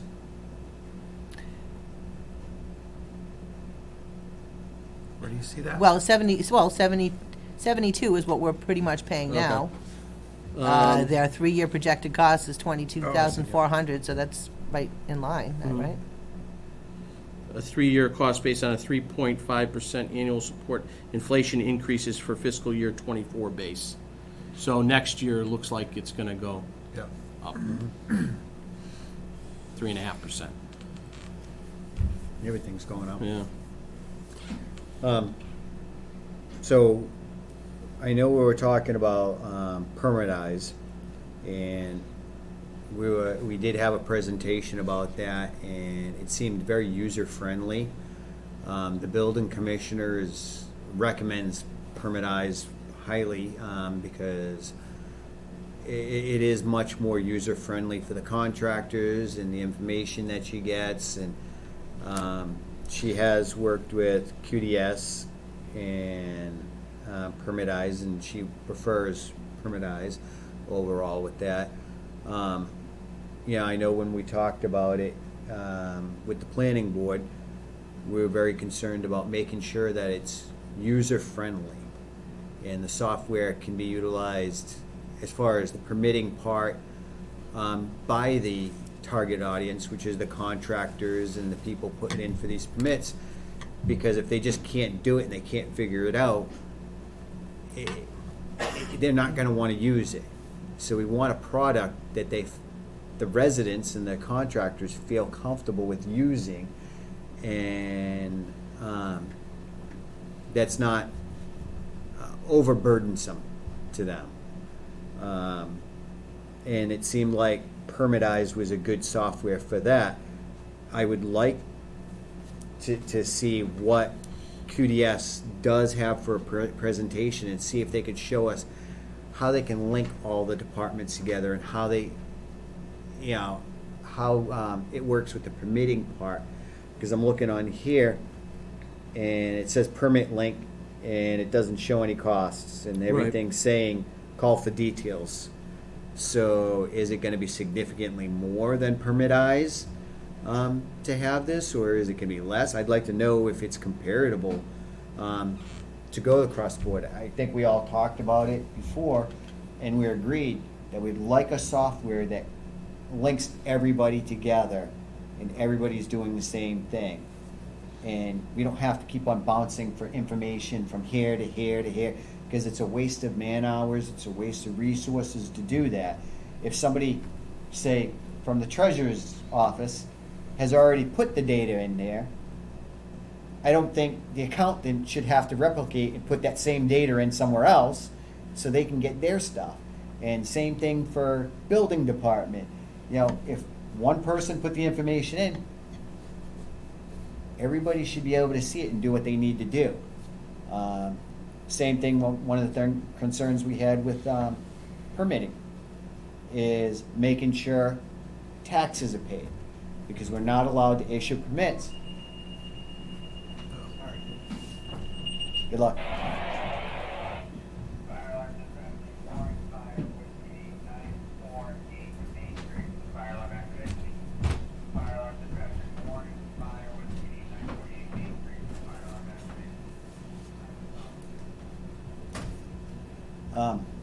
So, one of the things is, we can't issue a permit unless the taxes are paid on a property. If there's a lien on the property or anything like that, and it's good to have that information, and somebody like, say the treasurer or whoever puts that in the system, now the building department knows, hey, can't issue a permit, it automatically tells you you need to pay your taxes before you can proceed to get a permit. So avoids all these man hours of trying to explain it and who you need to go see. It automatically tells you, this is what you need to do. Go see Kerry. Pay your taxes if you want a permit. And that's the intent of making sure everything is linked together. It would be nice to see if we can get a presentation on this, if they can do on Zoom or whatever. No, and we can see how to- I definitely think Leo will do that for us, so, that would be Yeah, great. he was gonna give us dates, I think. yep. Yeah. Yeah. And, let us know, and In the meantime, I would, I would ask the board's permission if I can just do an estimate and submit the grant. yeah, Yeah. absolutely. Yeah. All right. Yeah, we want to be in this grant. It's a competitive grant. We Yeah. have to be the first to fight to get this.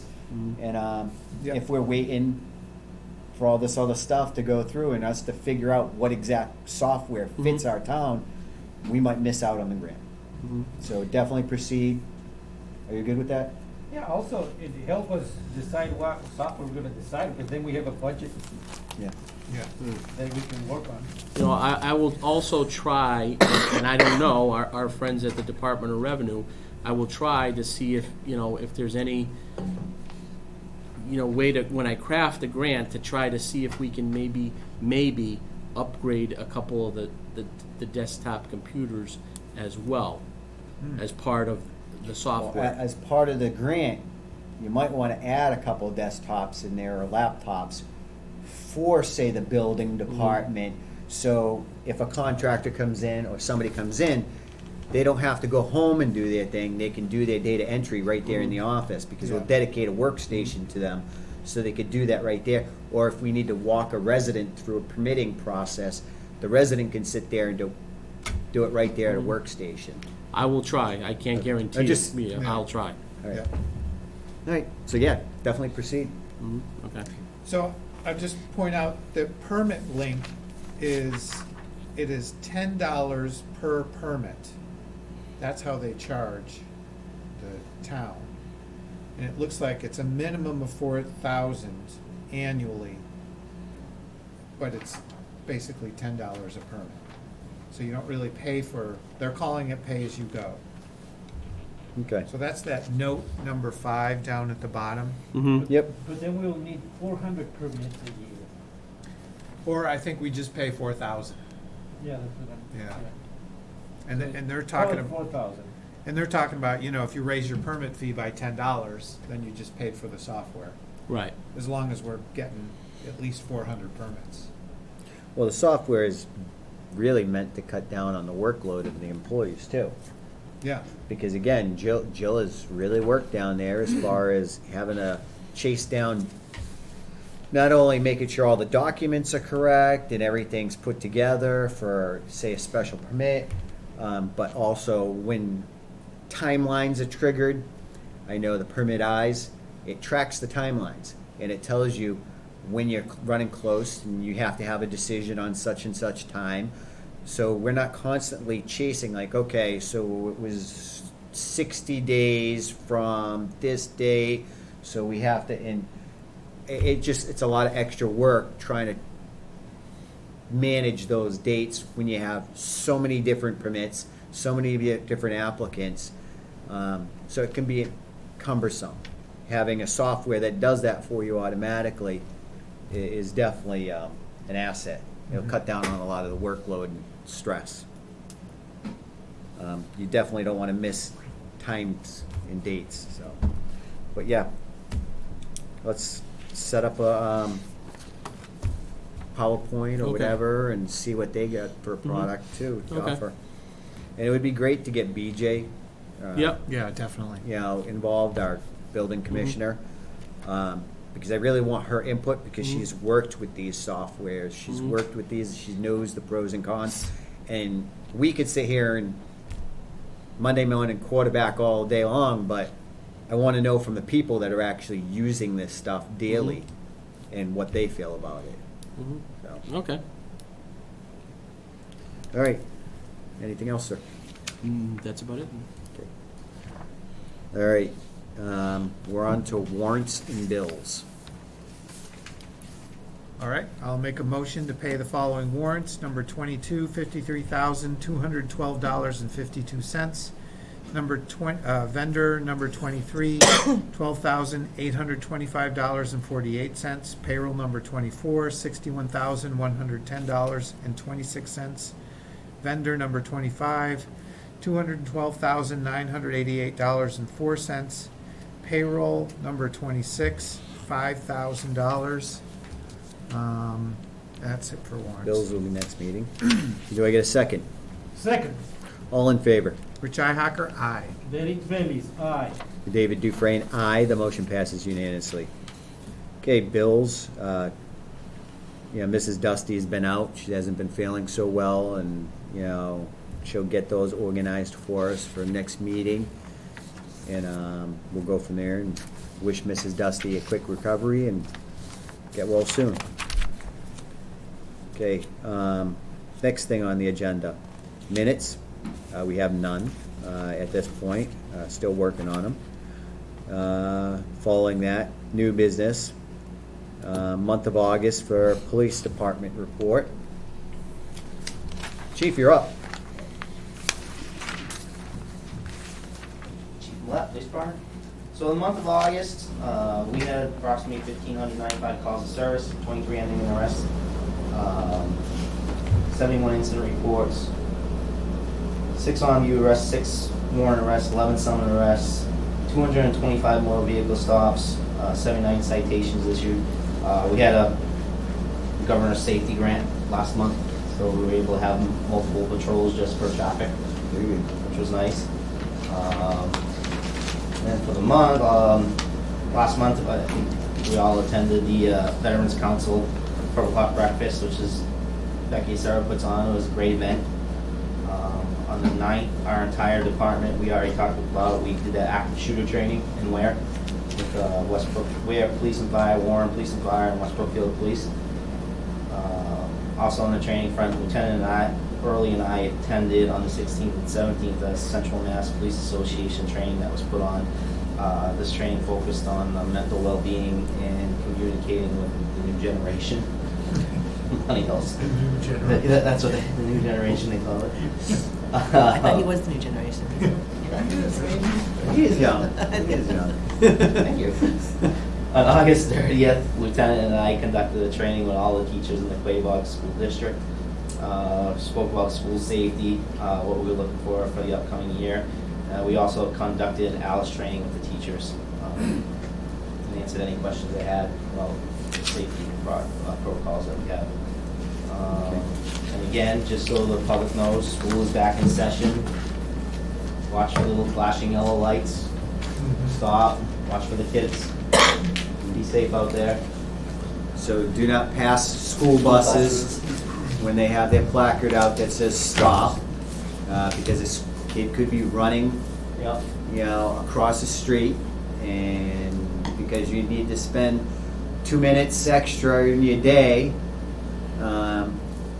it's not worth running over a young kid.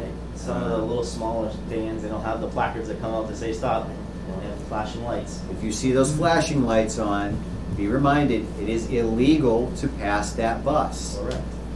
So do not do it if you're caught. I know damn well that the police department will take that very serious, because lives are at risk, and again, just don't do it.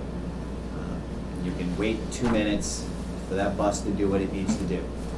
So, and I know a lot of the buses are very courteous with driving on some of these roads. When they see a line of cars getting behind them, they generally pull off to the side a little bit, let the cars pass, and then they proceed, because they know people, they have places to go to, but please don't rush the bus drivers. They're doing a very good job in what they do. Okay. Do you have anything else, Chief? Should I say it? Yeah. So the town administrator and I were just notified that that grant that I was saying that we just did last month for the extra patrols. Yeah. We applied for it again, and we were just notified that we got it. Very I believe good. We got $17,280. Yes. In 1 cent. No, I'm just kidding. About cents. Like really 1 cent? And also on this Wednesday, yesterday, I attended the Central Mass Chiefs meeting, and I was nominated to be on the. We have little groups that we have going, and they nominated me to be on Homeland Security. Very good. So, Very good. Congratulations. I got the approval of all the chiefs in Central Mass to be the representative for them. Very good. That should be That's- interesting. Outstanding. You learn a lot. You're probably going to be doing some traveling. We'll see. I don't know what it entails yet. I'm on the committee. Yeah. I don't have to be the chair, at least. But Next year. Yeah, right. Yeah. Oh, great. Very good. Just remember us if grants come across the board for that. But yeah, great job on the grants. Great job on getting another grant for public safety. It's awesome. Yeah, those are Everybody's nice. doing great. With our call volume, you see how high it is. A lot of Yeah. these times, the guys don't even get a chance to do radar and shift. So with that, it enables me to put an extra guy on just for that. There's been a presence out there the past couple of weeks, I've noticed. Yeah, we had that grant going. Main Street. Yep. Yeah, I even seen it pop up on Facebook. Yeah. Yep. They're like, there's a cruiser pulling people over on such and such. The grant requires so many traffic stops in an hour. So Yeah. they go to certain spots, which you saw on Facebook. High probably. frequency. Yep. Yeah. Yeah, and it's great because we got those signs everywhere too, and that helps out a lot, slowing people down, and, it gives you the statistical data to know when people are running through there twice the speed limit at Yep. certain times, so you can target that group. I have an area where a gentleman complains all the time, and we try to be there. So we put the sign up, and it showed us that there actually isn't a speeding problem. There's 98.9% of the vehicles that travel there were doing under the speed limit. But it shows us the areas that need it, and also the areas that don't need it. They're very Sometimes people feel like cars are driving too fast. Yes. Because they feel it. It's hard to gauge. Some of it's It is very difficult to when you gauge take, speed. You take the course in the academy, and they teach you that when a car comes around a corner, it's just it makes it look like it's going faster than it really is. And a lot of people that live around corners, they think people are flying around when they're actually doing the speed limit. Can I use that next time I get pulled over? I was Sure, just going go around ahead. the corner. I was going around the corner. You're on the pike. There's the corner. You can fool the eye, but not the radar. Yeah. Yeah. No, very good. Good job. All right. And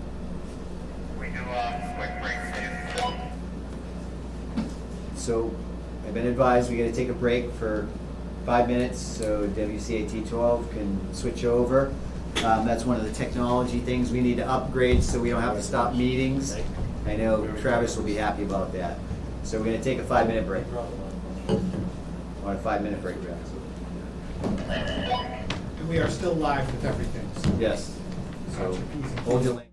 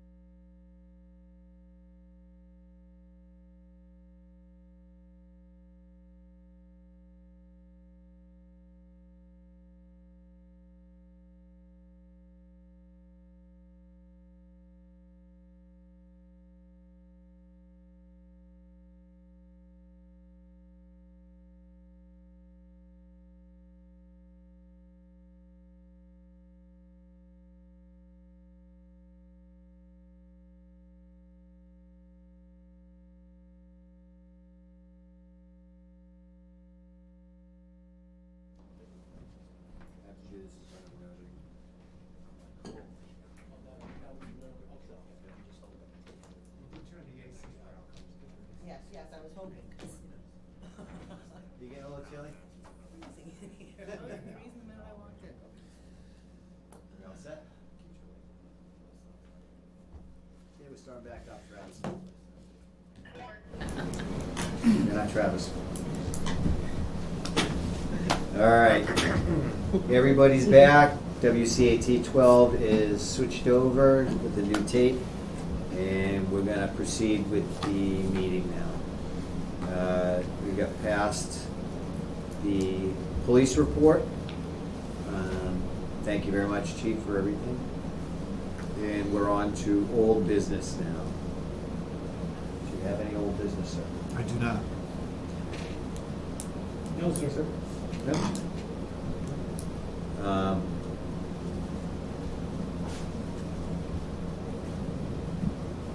No? Can't think of it. We'll move on from there, from old business to town administrator report. Thank you, Mr. Mr. Chairman and members of the board. Just have a couple things to report on this week. As part of the Community Compact grant that was awarded this year to the town, it was discovered in the process of applying for that grant that the town had an outstanding grant that was not completed, or the financial management review was not completed. They were waiting on the Department of Local Services, and DOR were waiting on the town to have a town administrator put in. So the Department of Revenue, Local Services Division has contacted me. They want to put together what is called a financial management review of the town. They are scheduled to come out to the town on Thursday, October 6th. They're going to be here for the whole entire day. I have notified all of the departments in which the Department of Revenue would like to interview. They primarily are focusing in around the finances of the town, and what their financial management review will be is they would like to meet with me in the beginning of the morning, and then set up times during the rest of the morning and early afternoon to meet with the tax collector, to meet with the assistant assessor, to meet with the treasurer, to meet with the accountant, and to also meet individually with each member of the Board of Selectmen. So there will be no issues of posting a meeting. They requested to meet with you individually so that you can speak freely and not have to worry about any open meeting law requirements. There will also be a request made by them to meet with one member of the Finance Committee as well. I've notified the Finance Committee of this at our last meeting. They're going to select a member to participate in this as well. So what they will do is they will put together an analysis based on the conversations that will be had on October 6th. They've also given me a laundry list of documents that the town may or may not have to provide them before they come, so that they can do a preliminary analysis and know what they're going into when they come here. This is not uncommon for the Department of Revenue or Local Services to do this type of analysis. It is very common in smaller communities where they may have just adopted the town administrator or town manager's position. They may have had a town administrator or a town manager leave, or they just want to know how their operations of the finances have been working. And so the town was awarded this grant approximately 2 years ago, and they were waiting on the town to install a town administrator. There was some COVID got in the way as well. So with all that being said, they are going to be coming out on the 6th. They'll do their assessment. They'll take, after the 6th, a couple weeks to make their analysis. They'll come back to the building, finish up any interviews that they missed on the 6th, and they will also interview some of the support staff in those financing departments, in the finance team's departments. So any of the assistants in those departments, they will also interview as well, individually. So, and then after they've completed all of that on their second round, they will then create a document which will be a roadmap for myself, for future town administrators, for future department heads to use as to how the town should be operating and what are the best practices that are out there currently on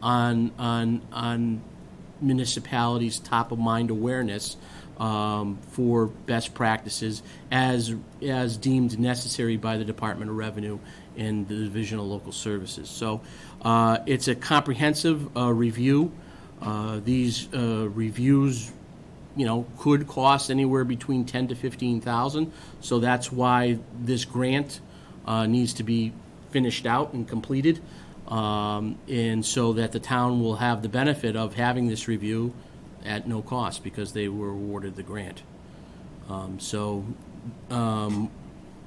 of the items in which they're looking to get, they want to look at the town's financial policies, if they have some written financial policies. If not, I'm sure they're going to be making a recommendation for the town to write some financial policies, adopt them or codify them by a bylaw. So if, again, if there was a change in leadership, that those financial policies would be codified in a bylaw so that the future leaders of the town can follow as a practice. And what I mean by financial policies is, the recommendation from the Department of Revenue is to always have 3 to 5% free cash available at any time.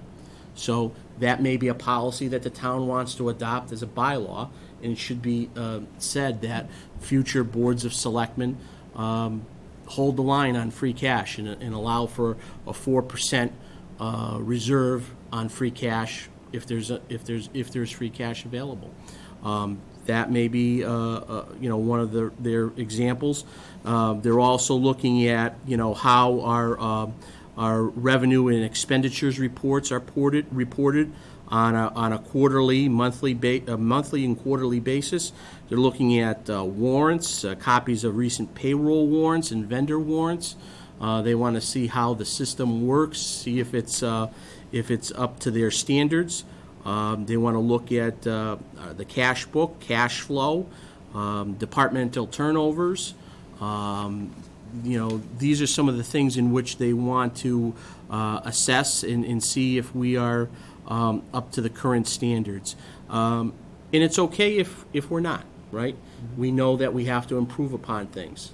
So this will be a really a great tool for everybody to help us move in that direction. So that will be happening on October 6th is the first interview, starting. So I will be sending out some time slots in the next week. Hopefully that every member can sign up for about a 45-minute window for that day for them to sit down and talk with you individually.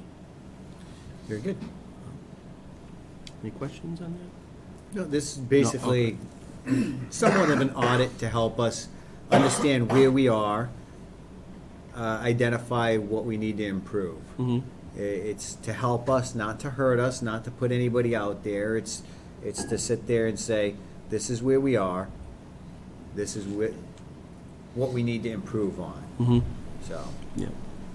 Kind of what we're asking the school to do. yeah. Right. So the next item I just wanted to bring to the board's attention is that in late August, I received a notification from a Smith Vocational and Agricultural High School in Northampton that they will be having an out-of-district student, a Warren student will be going to Smith Vocational. And so, because of that, the tuition is being built on October 1st of this year, January 1st of next year, and March 1st of next year. So there's 3 times. The total tuition is $19,622. Because this was not anticipated at our special or our annual town meeting in May, that we're going to have to address this at the at the special town meeting in November. I've already been in contact with a representative from Smith, Heidi, and had indicated to her that we do not have funds available on October 1st because we got notification of this late August, and our meeting was already had transpired. So I've asked for a little bit of flexibility and leeway until mid-November, till after our special, so that we can ensure the funds. She didn't think that it would be a problem. I've also alerted the Finance Committee of this as well, in case there's a need for a rat. But I'm trying to not have to go down that road if I don't have to, and to just get this addressed at the special in November. There's also, regarding this particular out-of-district student, there's also been a request for transportation that needs to be provided from Warren to Smith. That transportation cost is $38,700, and that equates to $215 a day times 180 days of school. And Mr. Duff was helpful in arranging this transportation by van pool. I've asked for an invoice or a copy of how they intend to bill the town.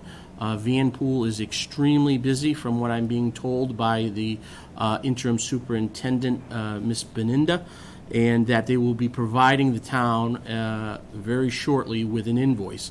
But they are planning on billing us monthly for that. Again, since we were notified in August of this, we do not have funds available to pay this. So what we will have to do is also have an article on the special in November to pay for this particular transportation as well. Also, I received an email just this past week of another request by this out-of-district student's family of trying to pay for transportation to sporting events. That would run at a cost of about $140 per event. It's not required that the town participates in that.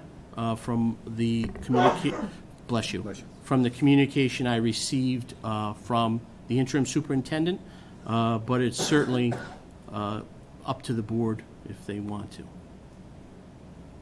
Okay. So I wanted to make the board aware of those at this time. Thank you. So I have a question. Yep. If you're done with that item. Yes. Yep. Okay, so was this student previously was he or she in district?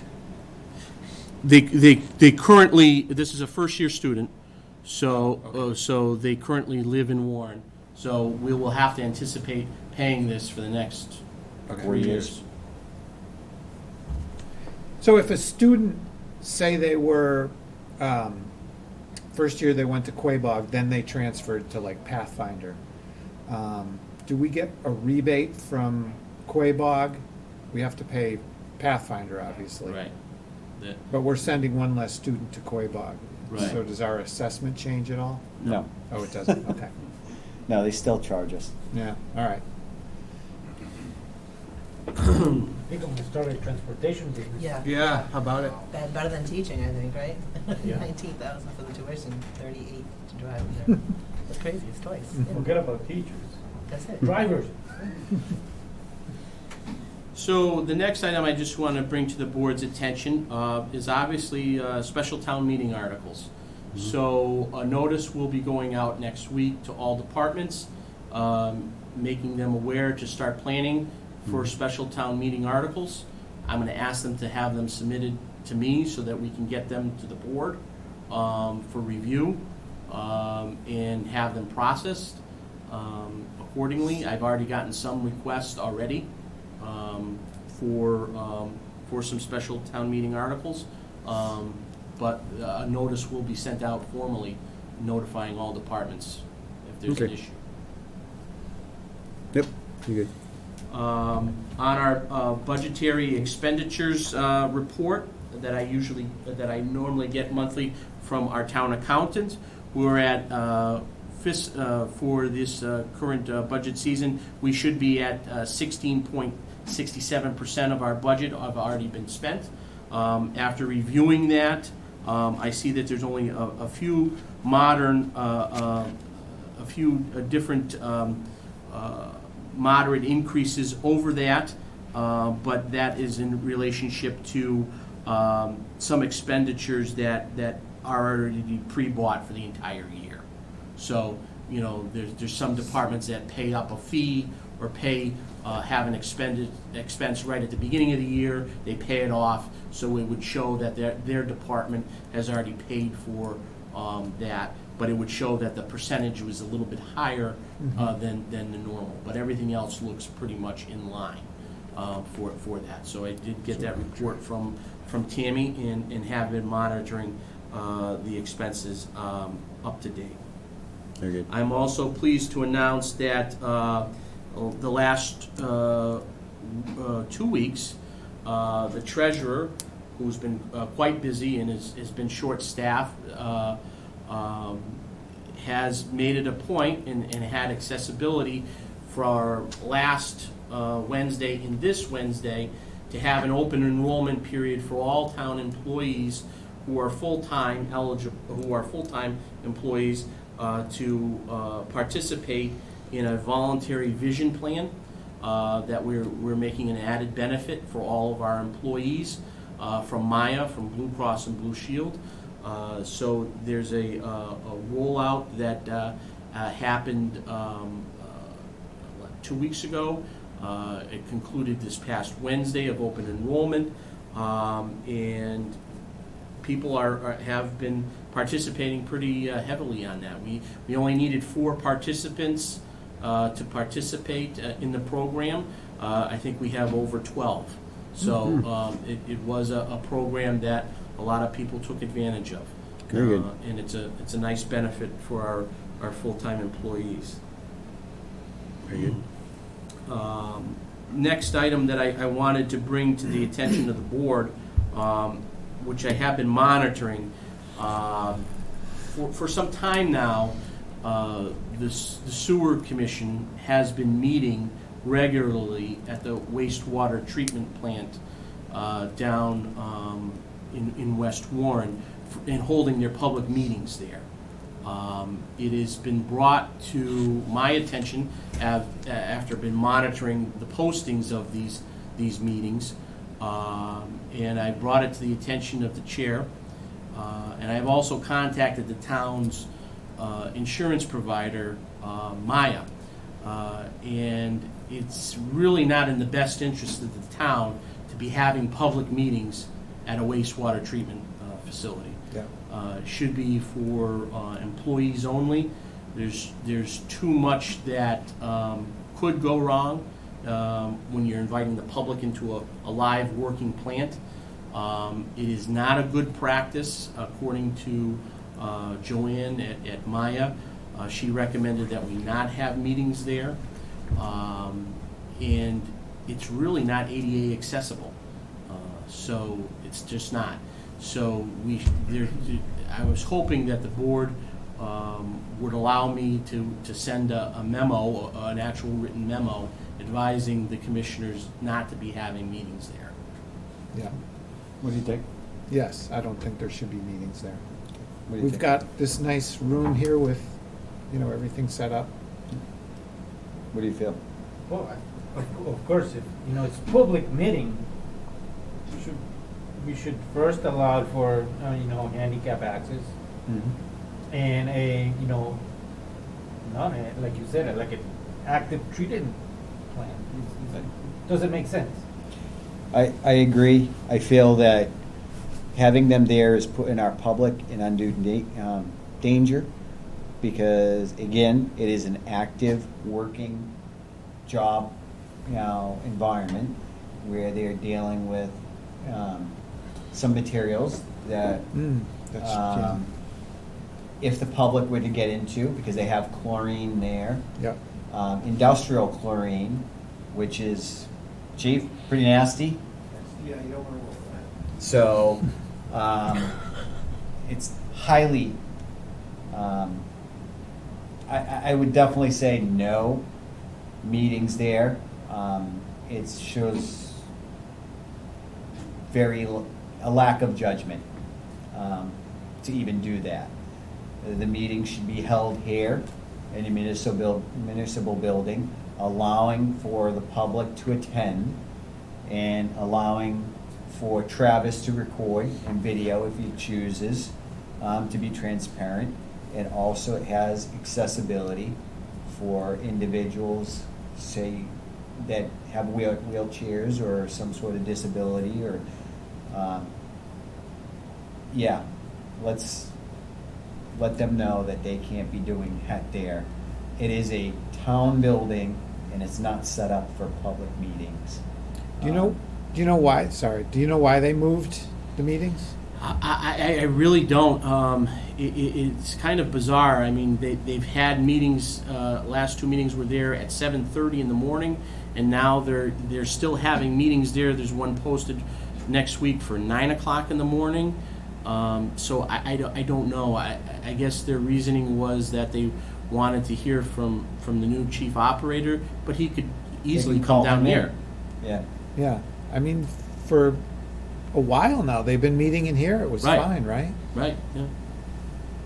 I'm not sure. I'm not sure.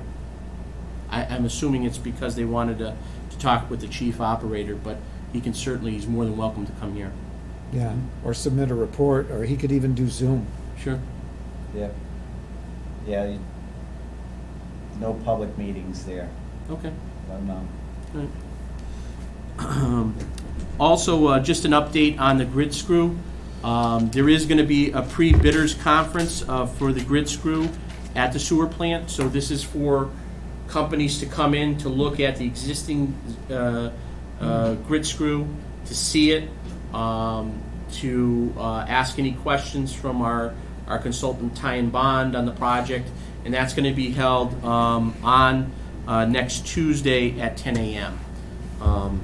And that's open for any bidder that potentially would have a question or would like to see the exact grid screw as it stands.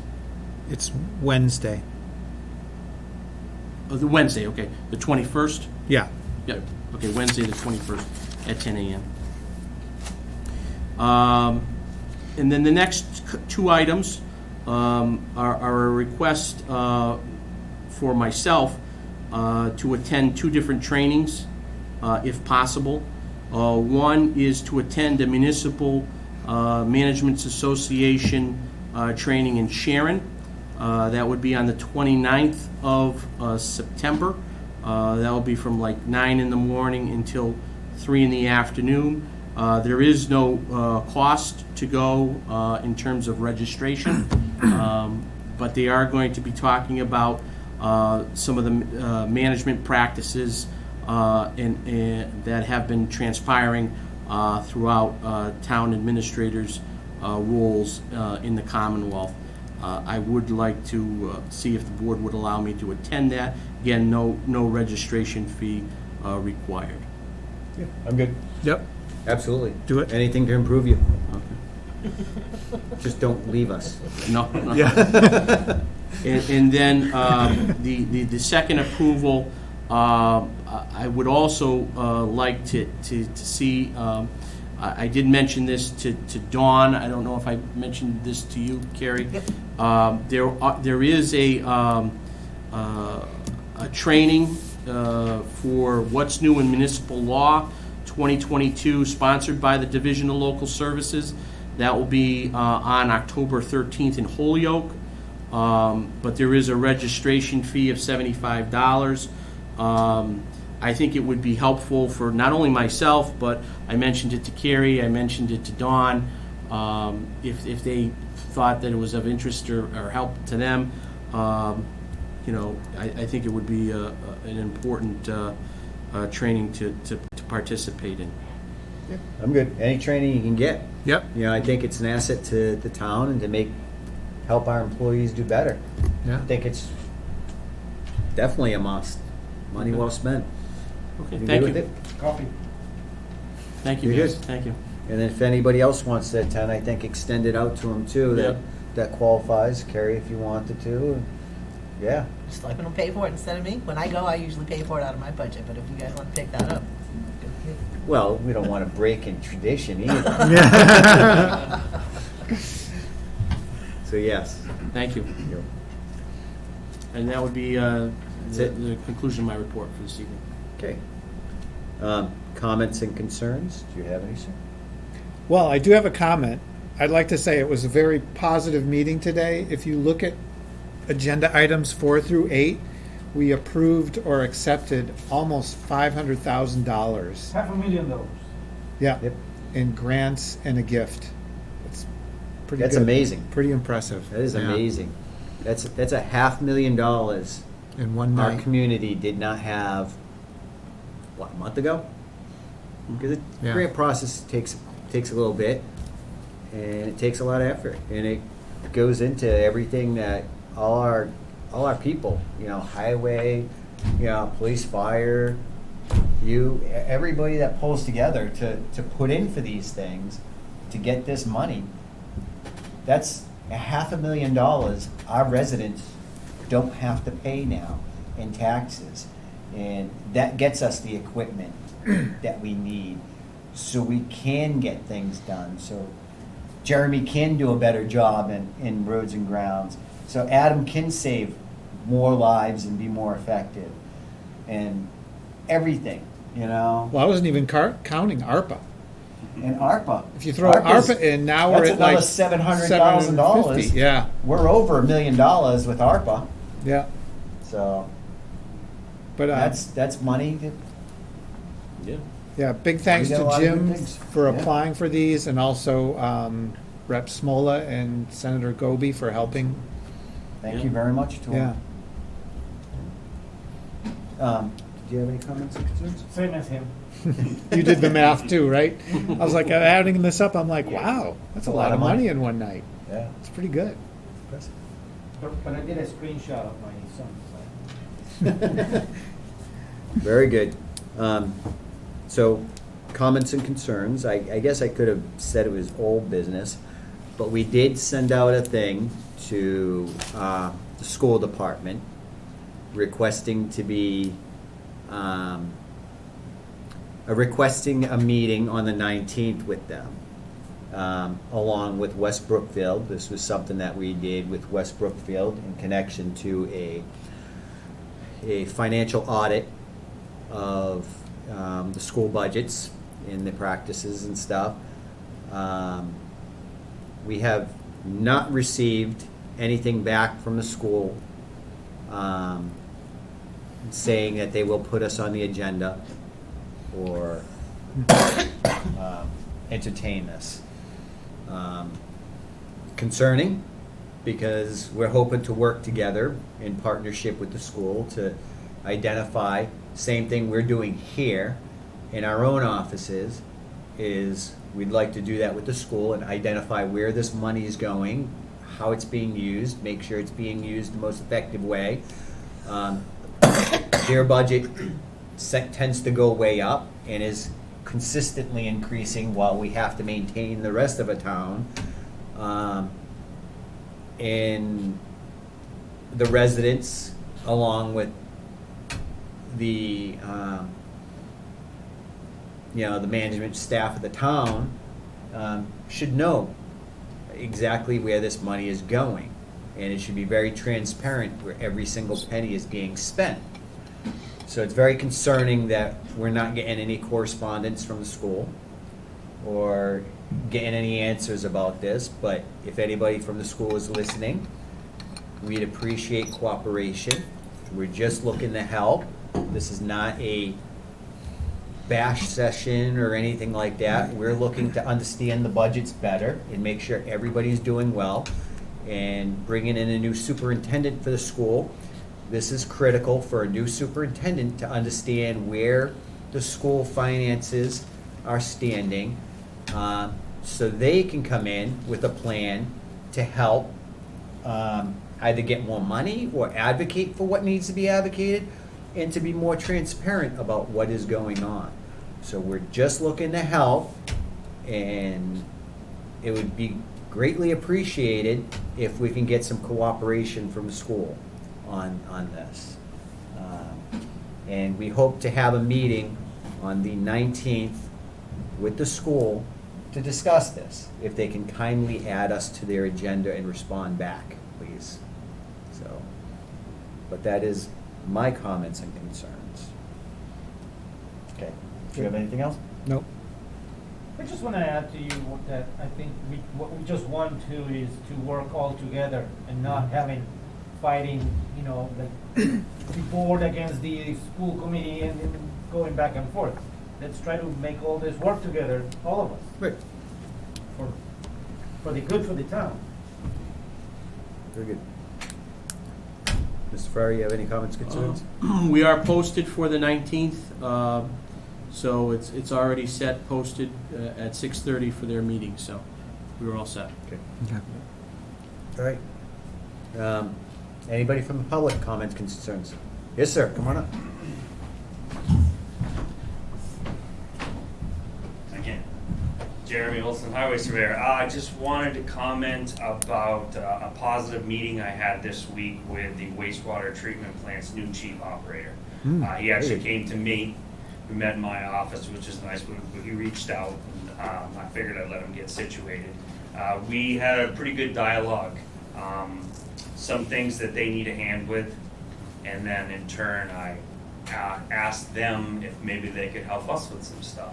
So really, it just, we opened up the lines of communication to start to work together, where they're not on an island. They can reach out to us. We have equipment. We can help them fix a few things that they'd have to pay a contractor to do, and we always need help plowing snow.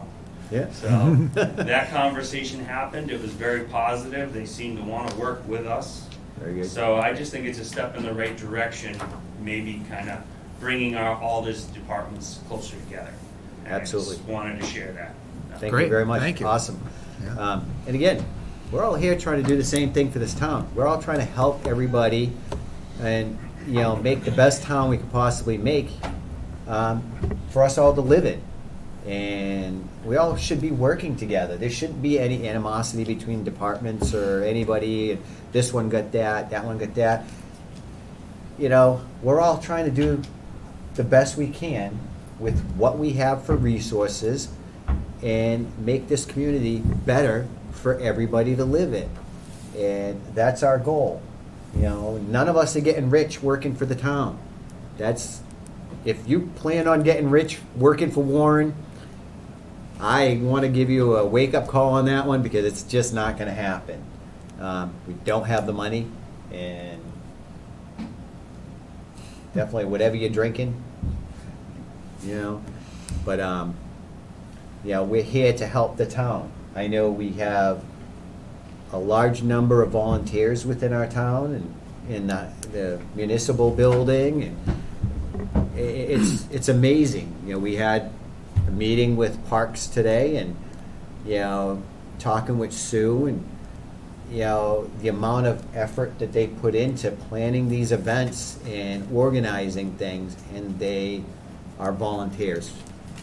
And they're here to help everybody else and bring our community together, and they're always thinking, they brought a bunch of ideas to us that they would like to do, and we're gonna see if we can do those. And, you know, I know you haven't seen what they brought, we'll get that out to you guys too. But, that's what it's about. It's what it's about, living in a small community, helping each other, being there for each other, and working together. And that's why everybody loves this community. And let's keep that going. You know I'm raising my kids here, and this is the community I want them to be in. I want them to see this. And things like helping each other with different departments. Not just saying, not my department, not my worry. No, let's work together, help everybody, all right? And great example on that, Jeremy. Good leadership, thank you very much. So, all right? Do you have anything else? No? So comments, concerns, I think, anybody in the public have anything else? Nothing on Zoom? Nobody on Zoom? Nope.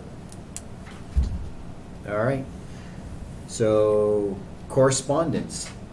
Did we have correspondence? I didn't see any in here. No. No. No correspondence. Okay, so we don't have that either.